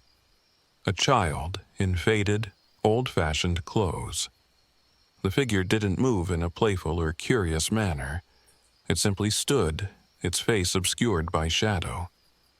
My heart pounded in my chest as I fumbled for my flashlight, but when I turned it on, the figure vanished without a trace. I tried to convince myself that exhaustion was playing tricks on my eyes. Yet, deep inside, I sensed I wasn't alone. Over the next couple of days, inexplicable occurrences became routine. At times, I would catch the flash of that spectral child in reflections. A window pane, a dark patch of the RV's exterior, always disappearing when I turned to look directly. One morning, while exploring the perimeter of the campground to collect firewood, I found a small scrap of paper wedged between a rock and a tree. It was a torn piece of an old letter, its faded ink barely legible, and it mentioned a debt of sorrow and the legacy of our loss. I pocketed it, feeling that it was a clue, a message meant for me. The following night, as I sat writing by the dim glow of a candle, the RV's power having all but failed, the ghostly child reappeared. This time, It didn't vanish instantly. It stood silently a few feet away, its eyes wide and sorrowful, as if burdened by a weight too heavy for a child. Without uttering a word, the apparition turned and slowly walked away, beckoning me to follow. Compelled by an inexplicable mixture of dread and curiosity, I grabbed my flashlight and stepped outside into the cool, dewy night. I followed the child along a narrow, overgrown path that led deeper into the forest. The branches twisted overhead, creating a natural archway that seemed to shield me from the starless sky. The further I walked, the more the forest began to change. The trees grew older and more gnarled, their bark etched with strange symbols that I hadn't noticed before. After what felt like an eternity, the child stopped in front of a hidden cabin, half swallowed by ivy and decay. The door creaked open as if inviting me inside. Inside, dust motes danced in the beam of my flashlight, and the air was thick with the scent of old wood and neglect. I found remnants of a life long past, faded photographs in cracked frames, a rusted key on a wooden table, and a diary, its pages yellowed and brittle with age. The entries recounted the tragic fate of a local family who had once lived there. They spoke of a curse, of sins committed, and a legacy of sorrow that doomed them to vanish without a trace. One entry mentioned that the family had hoped to break the cycle by passing their burden on to another, someone with a bloodline tainted by similar guilt. As I read, a shudder coursed through me, a cold realization that the details echoed my own family's dark, unspoken history. I couldn't help but wonder if the ghost child was somehow connected to this long-forgotten tragedy, perhaps even a victim of the same curse that seemed to cling to the very soil of this forsaken place. My mind swirled with questions and a deep-seated dread that I could not shake. The discovery left me torn between the desire to flee and a compulsive need to uncover the truth. The next morning, while I was gathering my thoughts and writing down every detail in my journal, I encountered Mr. Caldwell. He was an elderly, taciturn man who lived on the edge of the forest, and his weathered face bore the marks of countless years spent under its shadow. His eyes, dark and penetrating, seemed to hold the secrets of the woods. He warned me in a gravelly voice, "Some things are best left undisturbed, son. That child you see isn't a guide. She's a curse. And this place, it carries old wounds." His words did little to comfort me. If anything, they deepened my resolve to understand the legacy that was now uncomfortably entwined with my own life. That evening, as a violent storm began to lash the forest, I found myself unable to sleep. The wind howled like tormented souls, and the rain hammered the RV with relentless fury. In the midst of the tempest, the ghost child appeared once more, standing in the flickering light outside. Her eyes, luminous in the gloom, seemed to cry out for help. I knew then that she was trying to lead me somewhere, back to the old cabin, where the secrets of the past lay dormant and waiting. With the storm as my only companion, I ventured back to the cabin. Inside, I pored over the diary with feverish intensity, piecing together the tragic tale of the vanished family. It became clear that the curse was real, a legacy of guilt and sorrow passed down through generations, and I had unwittingly inherited it. The diary hinted that breaking the cycle required confronting the sins of the past, an act of penance that would demand both courage and sacrifice. As I grappled with this revelation, the atmosphere in the cabin grew oppressive. Shadows lengthened and coalesced, and the air felt charged with a malevolent energy. The ghost child's presence became overwhelming. Her sorrow transformed into a palpable desperation that echoed off the peeling walls. In a moment of clarity amid the terror, I understood that my family's dark history was not merely a series of unfortunate events. It was a curse that had sought to claim another victim, and that victim was me. Tears mingled with the rain as I whispered an apology to the specters of the past, accepting a burden that I never chose.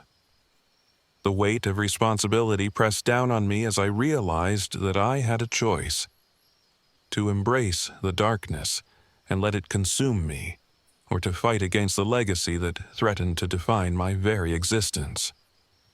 The storm raged outside as if urging me on, each crash of thunder a reminder of the finality of fate. In that charged moment, I made a decision.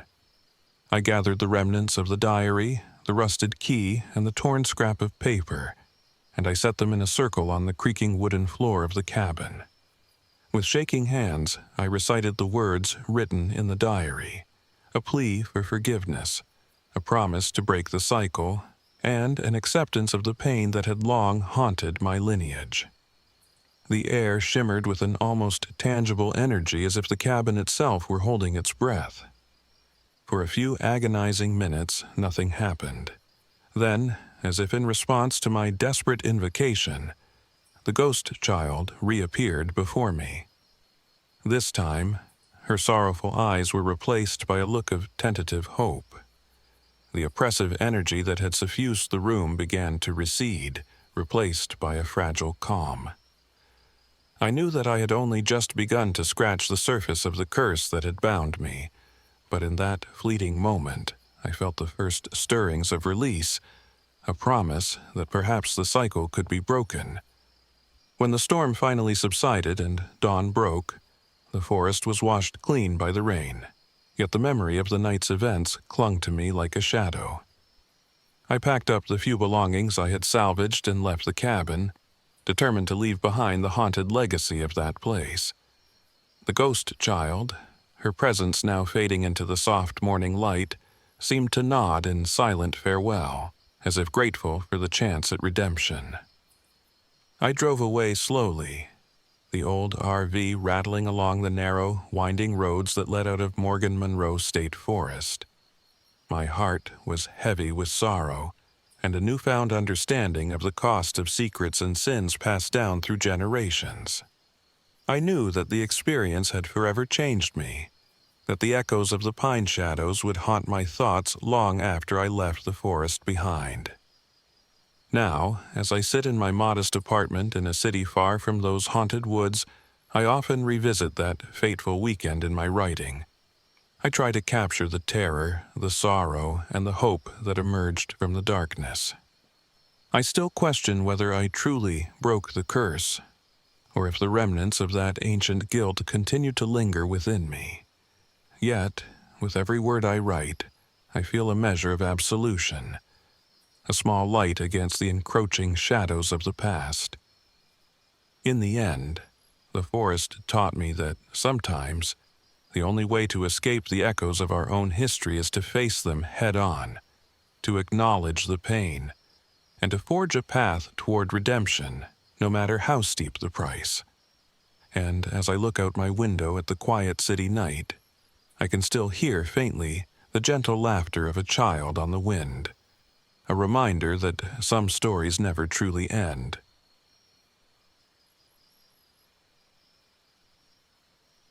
My name is Emma Carter. I'm 32 years old. This happened in late October last year during a much-needed escape from the ceaseless hum of city life. I had organized a weekend RV trip to Brown County State Park, Indiana, a place renowned for its breathtaking autumn colors and whispered legends. I wasn't alone. Joining me were my closest friends: Jason Miller, the analytical planner; Liam Rivera, whose humor often masked inner turmoil; and Sarah Nguyen, the quiet soul with an uncanny sensitivity to the world around her. From the moment we hit the road, there was a thrill in the air, a promise of adventure and reconnection. Our RV was old and temperamental. Its GPS and radio seemed intent on playing tricks on us, misguiding our path on more than one occasion. We joked about it at first, blaming outdated equipment and our own navigational incompetence. But as we neared Brown County, an unsettling tension began to seep into our conversations. The first night in the park, under a canopy of flickering stars, I felt a chill that wasn't entirely due to the cool autumn air. As we gathered around the campfire, laughter and memories mingling with the crackle of burning wood, Sarah's voice dropped to a whisper. "Do you all hear that?" she asked, eyes darting into the dark woods. A distant, mournful wail, barely audible at first, began to weave through the trees. It was not the sound of the wind, nor any animal we recognized. It was something else. We all fell silent, straining to catch the eerie melody that echoed through the night. The local lore of Brown County spoke of a spirit known as the Banshee of Black Hollow, a tormented soul of a woman wronged in life, now doomed to wander these woods in perpetual grief. I dismissed it as folklore at the time, yet deep down the sound stirred a primordial fear. The following day, our misfortune escalated. We set out on a hike to explore the park's famed vistas, but our path soon became muddled.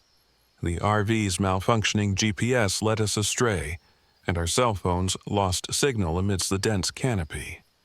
We encountered a series of small, inexplicable signs. Torn pieces of fabric snagged on branches, and a handwritten note in faded, archaic script tucked near a rock by the trail.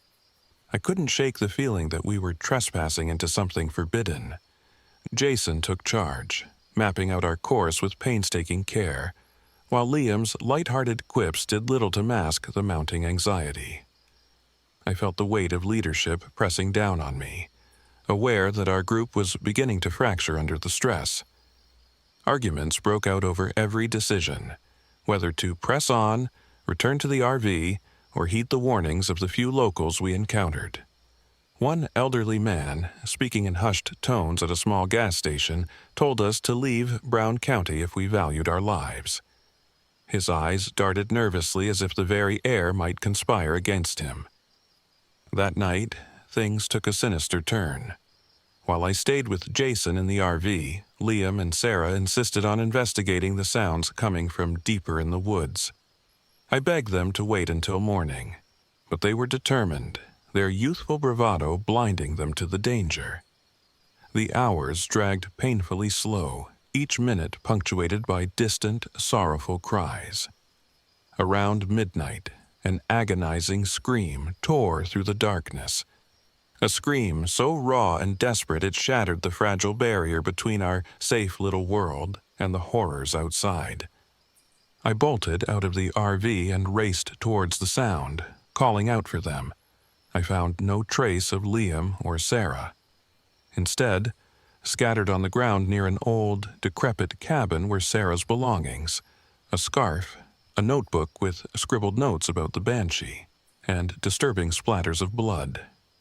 Panic set in, and every instinct told me that something terrible had happened.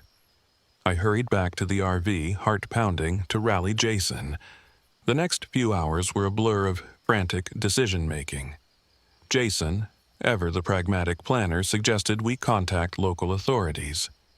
But our radio crackled with static, and even when we managed to get a weak signal on our cell phones, all we received were vague, unhelpful responses. We were isolated, lost not only in the labyrinthine woods of Brown County, but also in a web of inexplicable terror. As dawn broke, a heavy fog enveloped the park, and we mustered what little courage we had to search for any clue of our missing friends. I led the way, my hands trembling as I gripped a flashlight. The fog clung to every tree and rock, distorting the landscape into a nightmare of shadows. Every snapped twig sounded like a prelude to something unspeakable. It wasn't long before we encountered the locals again. A group of grim-faced individuals who eyed us with a mixture of pity and disdain. One man, his voice low and urgent, muttered, "You shouldn't be here. The Banshee, she's not alone. There are others who worship her. Stay away." Their cryptic warnings did little to soothe my racing heart. If anything, they confirmed my worst fears. That evening, as the oppressive mist returned, our fragile camp was shattered by a violent intrusion. A group of masked figures emerged silently from the woods, their movements methodical and predatory. I barely had time to scream before one of them grabbed me. I struggled, my pleas muffled by a rough hand over my mouth, as they bound me and dragged me away from the only semblance of safety I'd known. I was taken to an isolated, abandoned cabin on the outskirts of the park, a place that reeked of decay and despair. Inside, the air was thick with incense and the bitter smell of burnt offerings. I was thrown into a small, dimly lit room, the door bolted shut behind me. My mind raced as I pieced together the fragments of our nightmare. The banshee, the warnings, the locals, and now this. I realized with a sinking dread that these cult members worshipped the banshee as a conduit for their dark rituals. They believed that by channeling her sorrow, they could harness powers beyond our understanding. Hours passed in a haze of fear and pain. I was subjected to a series of torturous interrogations, physical beatings intertwined with psychological torment designed to break my spirit and force me to reveal secrets from my past. I had never confided in them anything significant, but it seemed they believed I held some connection to the banshee's curse. Amid the agony, I clung to the hope of escape, my thoughts constantly drifting back to Jason, Liam, and the missing Sarah. Back at the RV, Jason had not given up hope. Despite the crushing weight of despair, he gathered every ounce of courage and set out alone into the dark, treacherous woods, determined to rescue me. I could hear the distant sounds of a struggle, muffled shouts and the unmistakable clang of metal.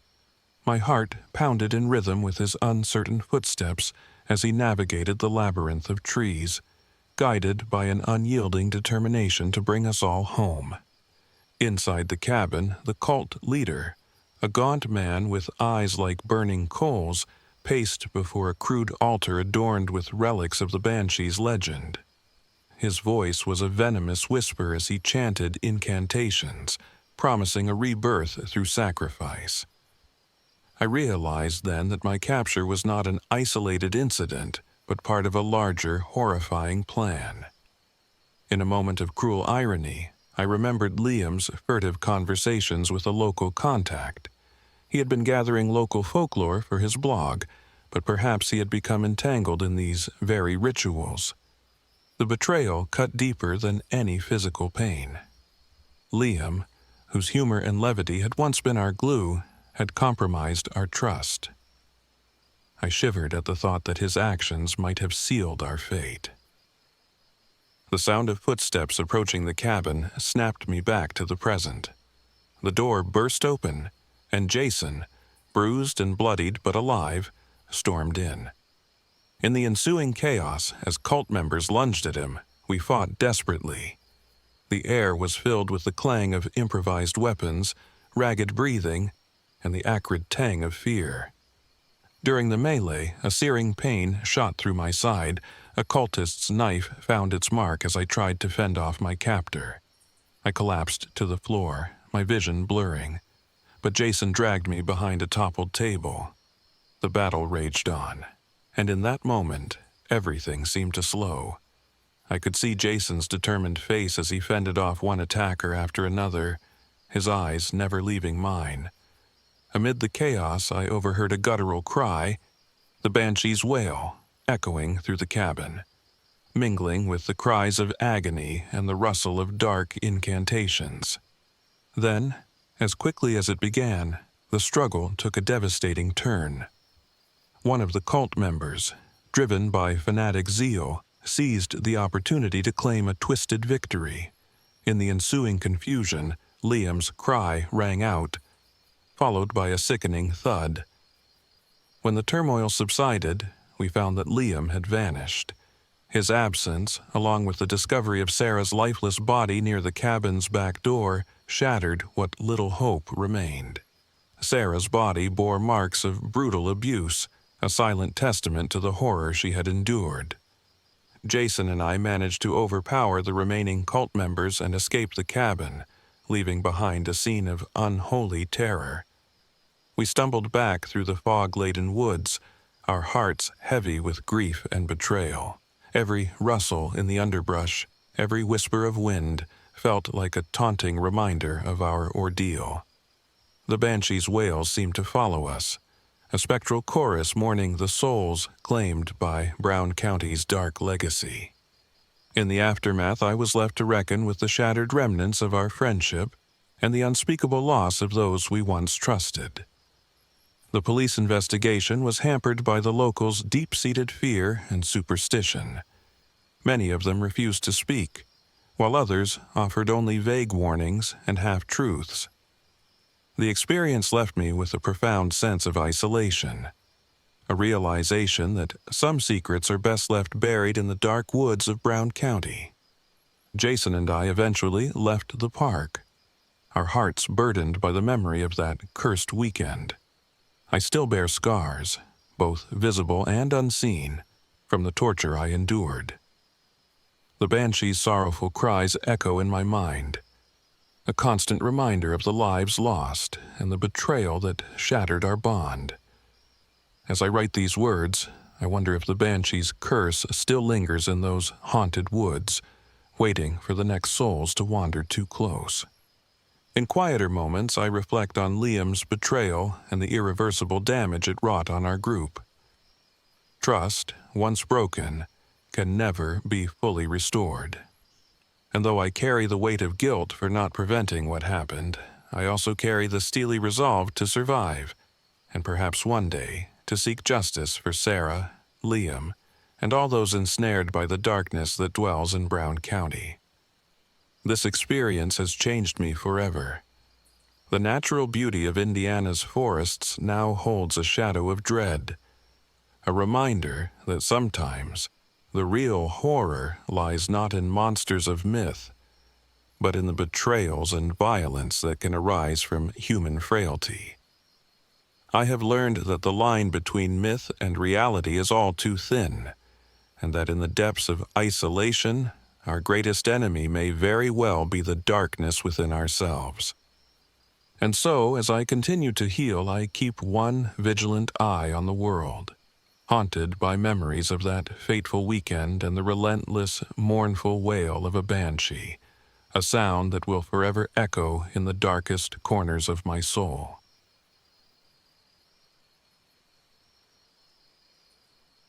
My name is Marcus Doyle. I am 40 years old. This happened last October, when I decided to escape the ghosts of my past by taking a solo RV camping trip to Turkey Run State Park, Indiana. I hoped that in the rugged solitude of nature, I might finally find some semblance of peace, or at least a temporary refuge from the relentless memories of my military service and personal failures. I pulled into the park in my battered RV, an old rig that had seen better days. From the moment I arrived, something felt off. The RV's lights flickered incessantly, and its engine coughed to life in fits and starts. I chalked it up to old age and poor maintenance, but as I settled into my temporary home, I couldn't shake the uneasy feeling that I was being watched. The first day was spent wandering the trails, trying to lose myself in the scenery. Turkey Run's sandstone gorges and dense forests were undeniably beautiful, yet every rustle of leaves and distant, echoing call of an unseen bird set my nerves on edge. I passed a series of large ancient trees, their bark carved with strange, almost ritualistic symbols. My curiosity was piqued, but a gnawing instinct urged caution. As dusk fell, I parked the RV near a small clearing by a creek. I prepared a modest dinner over a portable stove and tried to quiet the clamor of thoughts in my head. The air was thick and humid, and the shadows lengthened as the sun dipped below the horizon. It was then that I first heard the voices, faint, echoing sounds carried by the wind. I couldn't make out any distinct words, but there was an unmistakable sorrow and anger in them. I told myself it was just the wind playing tricks, but deep down, I knew that wasn't all.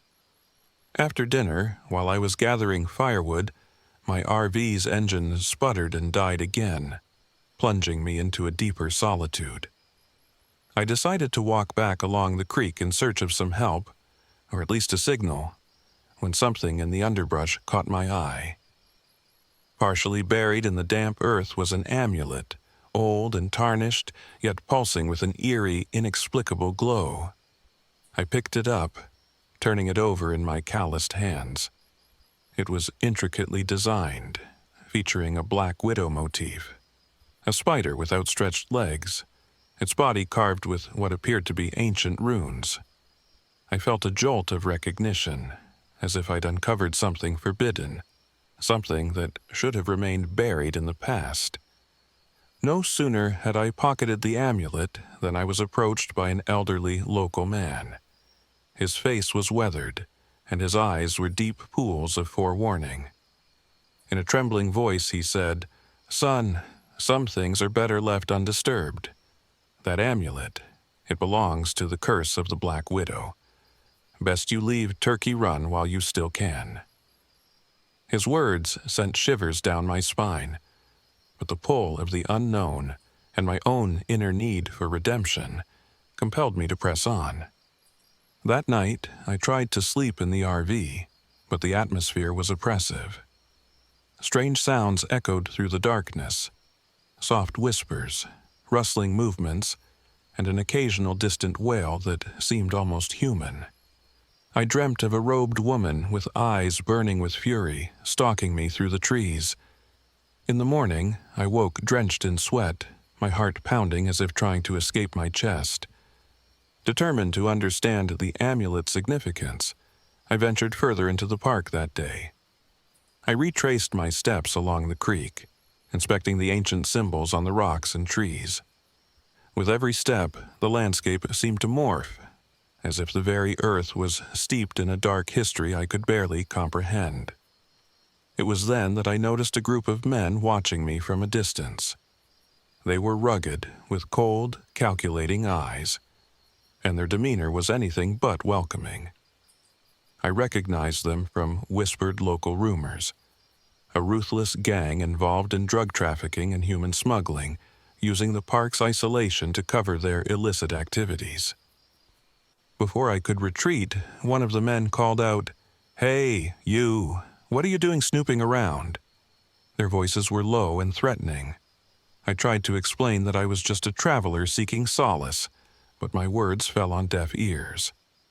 The men closed in, and I realized that the amulet in my pocket had marked me in some way, a signal that I was in possession of something they coveted.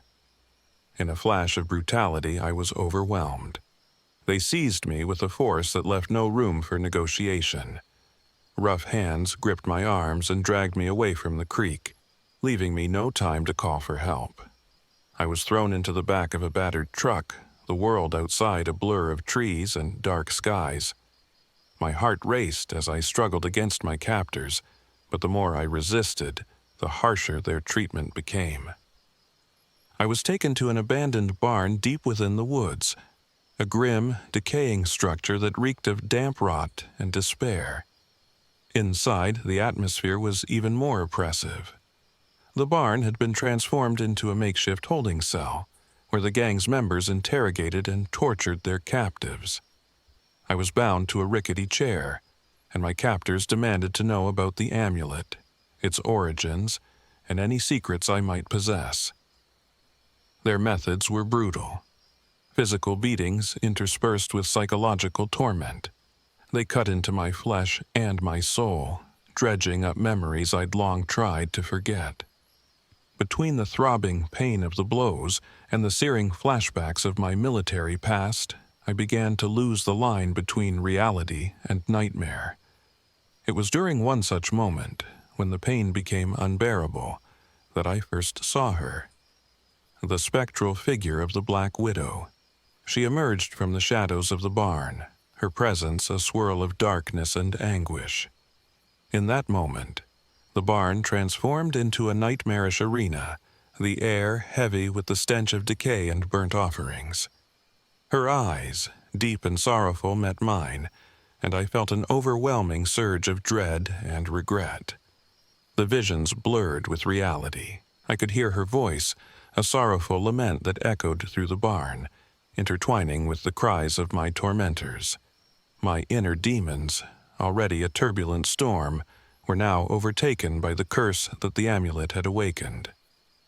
I remembered the elderly man's warning, the whispered stories of a witch executed centuries ago, a woman who, in death, vowed revenge on those who dared disturb her relics. The Black Widow was her vengeful spirit, and in that moment, I understood that I was caught in the crossfire of a centuries-old curse. As the night dragged on, the gang's interrogation reached a fever pitch. They were desperate, not just for the secrets of the amulet, but for the power they believed it could unlock. Amid the chaos, I managed to steady my breath and focus on survival. I recalled the discipline instilled in me during my military days. Summoning every ounce of strength, I waited for the moment when my captors grew overconfident. That moment came suddenly. One of the men, distracted by the intensity of the supernatural manifestations, the sudden burst of icy wind and the eerie glow emanating from the amulet, let his guard down. In a surge of adrenaline, I broke free of my bonds. The pain of my escape was excruciating. My body was a map of fresh bruises and cuts, but the will to survive burned brighter than any agony. I grabbed a loose shard of metal from the ground, a remnant of broken machinery, and fought back fiercely. Chaos erupted in the dim light of the barn. The gang members, startled by my resistance, scrambled to regain control. Amid the melee, the Black Widow's presence grew ever more intense. Her form seemed to merge with the shadows, and the air was filled with unearthly screams. In the ensuing struggle, I managed to subdue one of my captors, forcing him to reveal the location of the gang's operation, a place deeper in the woods where they stored their illicit treasures and, apparently, planned further dark rituals.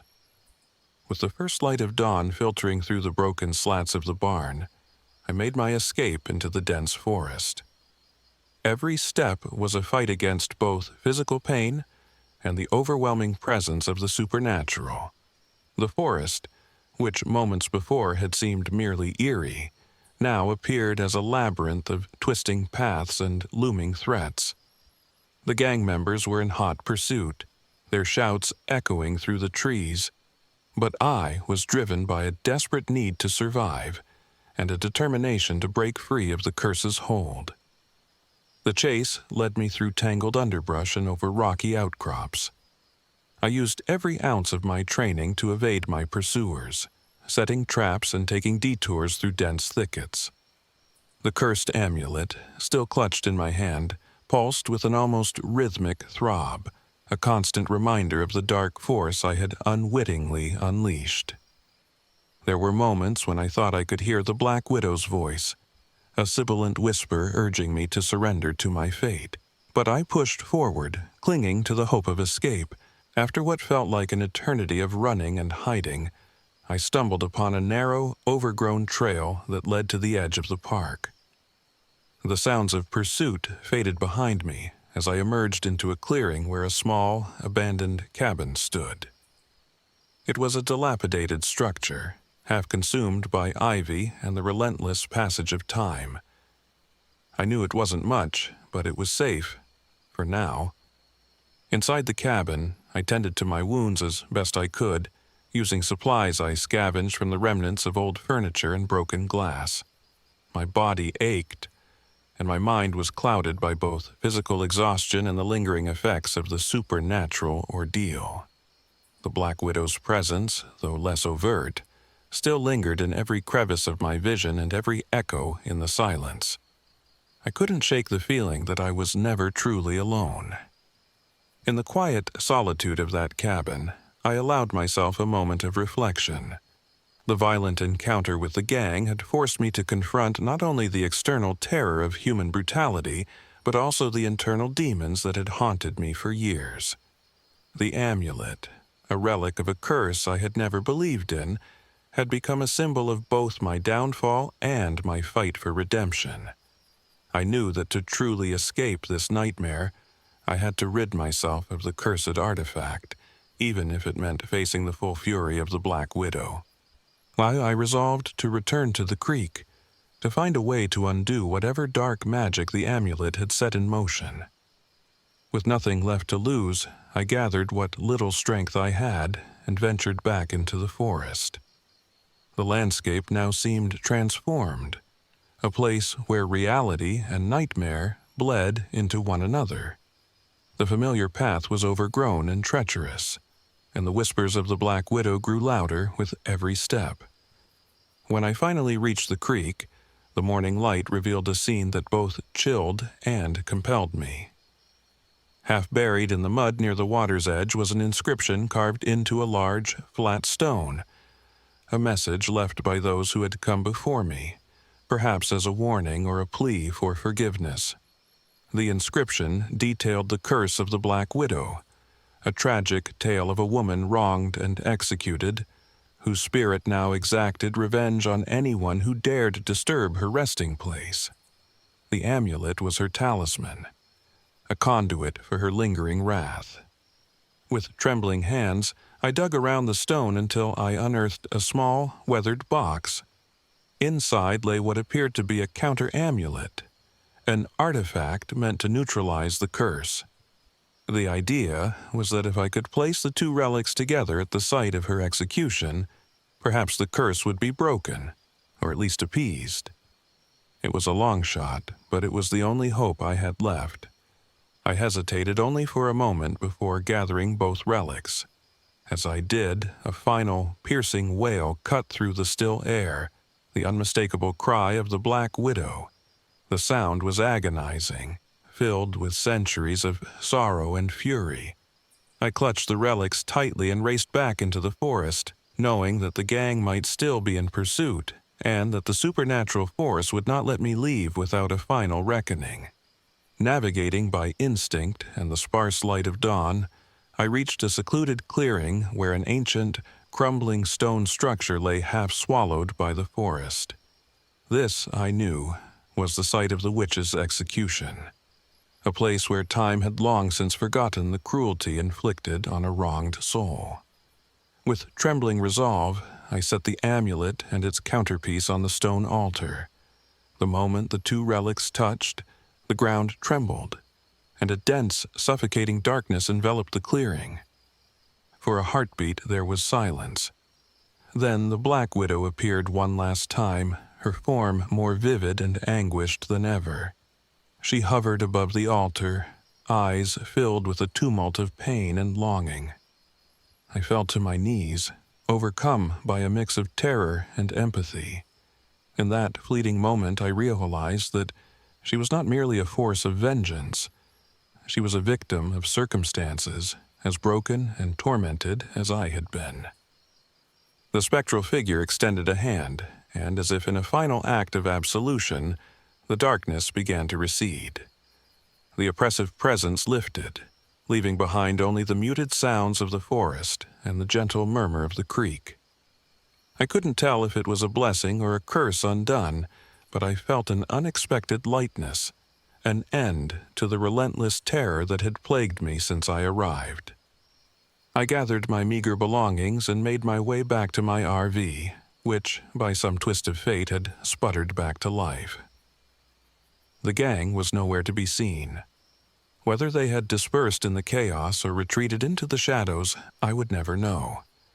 As I drove away from Turkey Run State Park, the memories of that harrowing ordeal burned into my mind, a brutal convergence of human cruelty and supernatural vengeance. In the months that followed, I sought therapy to mend the deep-seated wounds inflicted by that cursed weekend.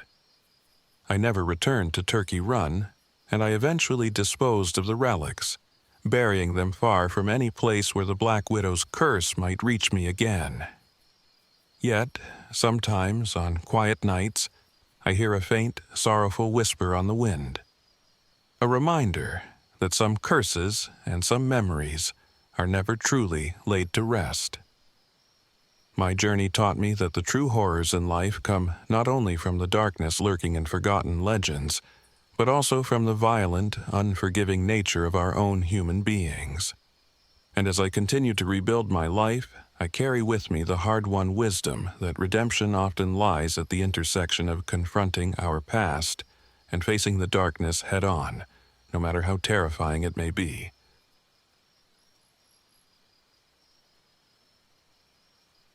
My name is Claire Daniels.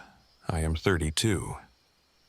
This happened on a fateful autumn weekend when my boyfriend Ben, our skeptical friend Mark, and our quiet but intuitive friend Olivia decided to escape the grind of Indianapolis for a camping trip at Turkey Run State Park in Indiana.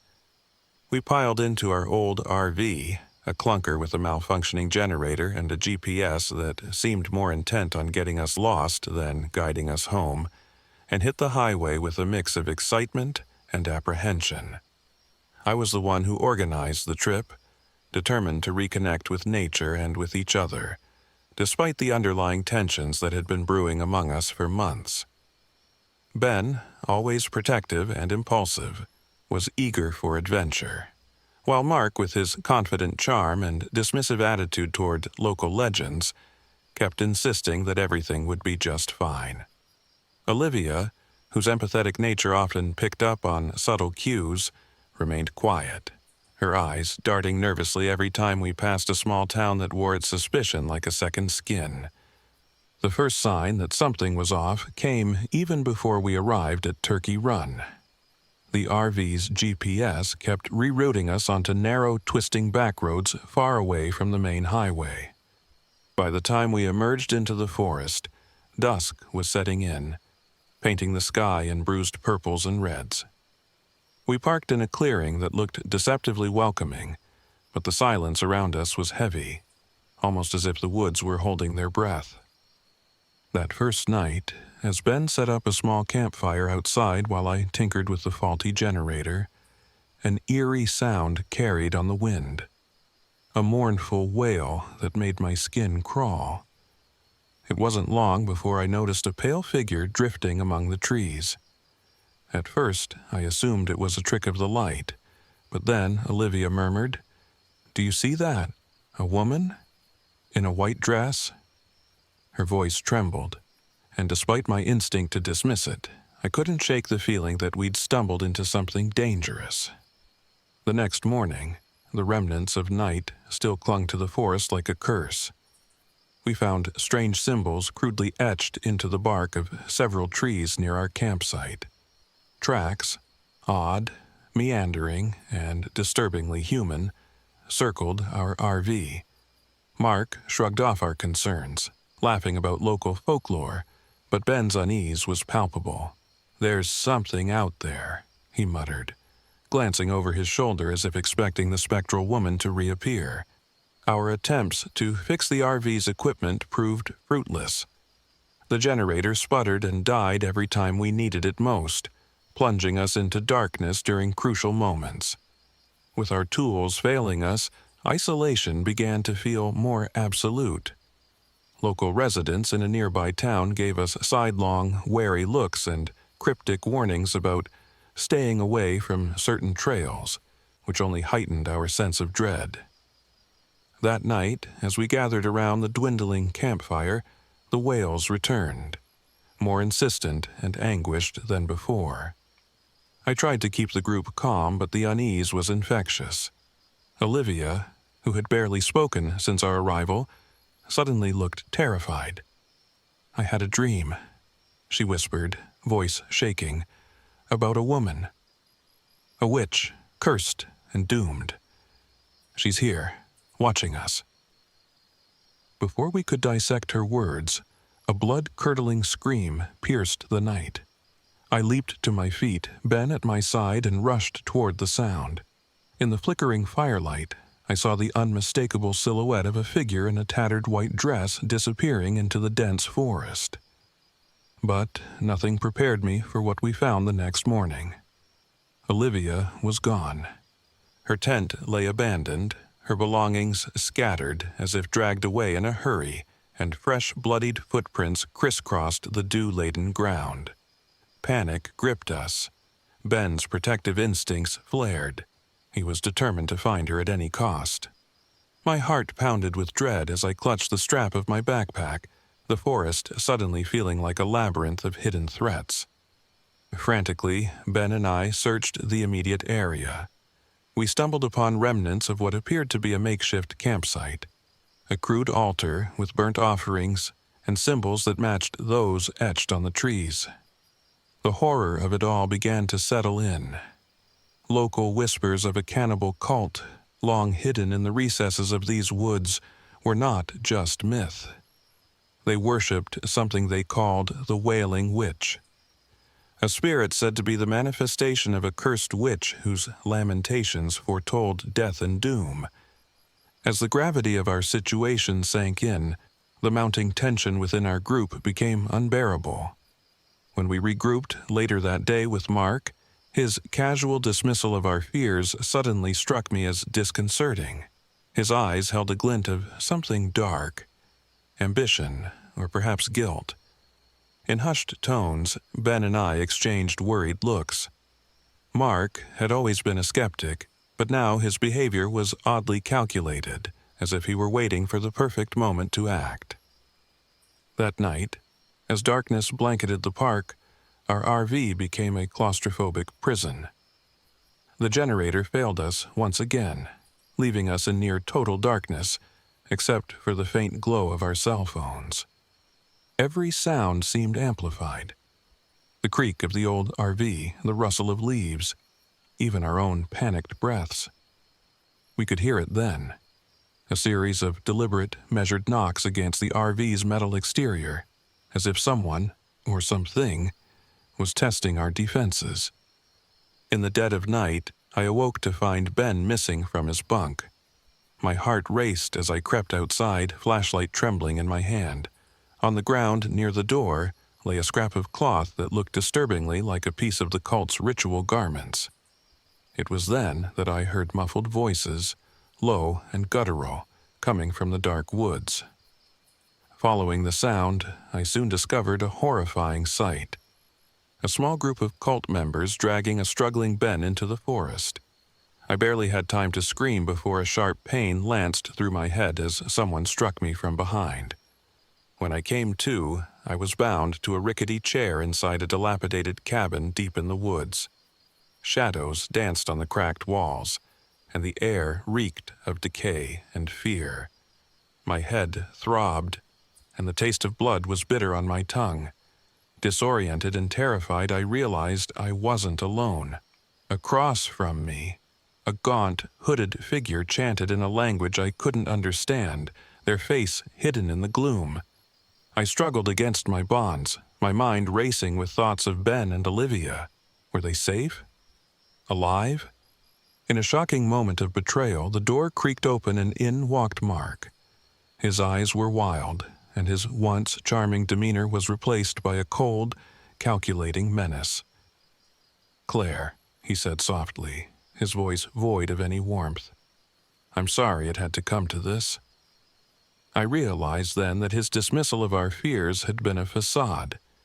He had willingly aligned himself with these cultists, drawn by promises of power and wealth, or perhaps by a desire to belong to something darker than any of us could imagine.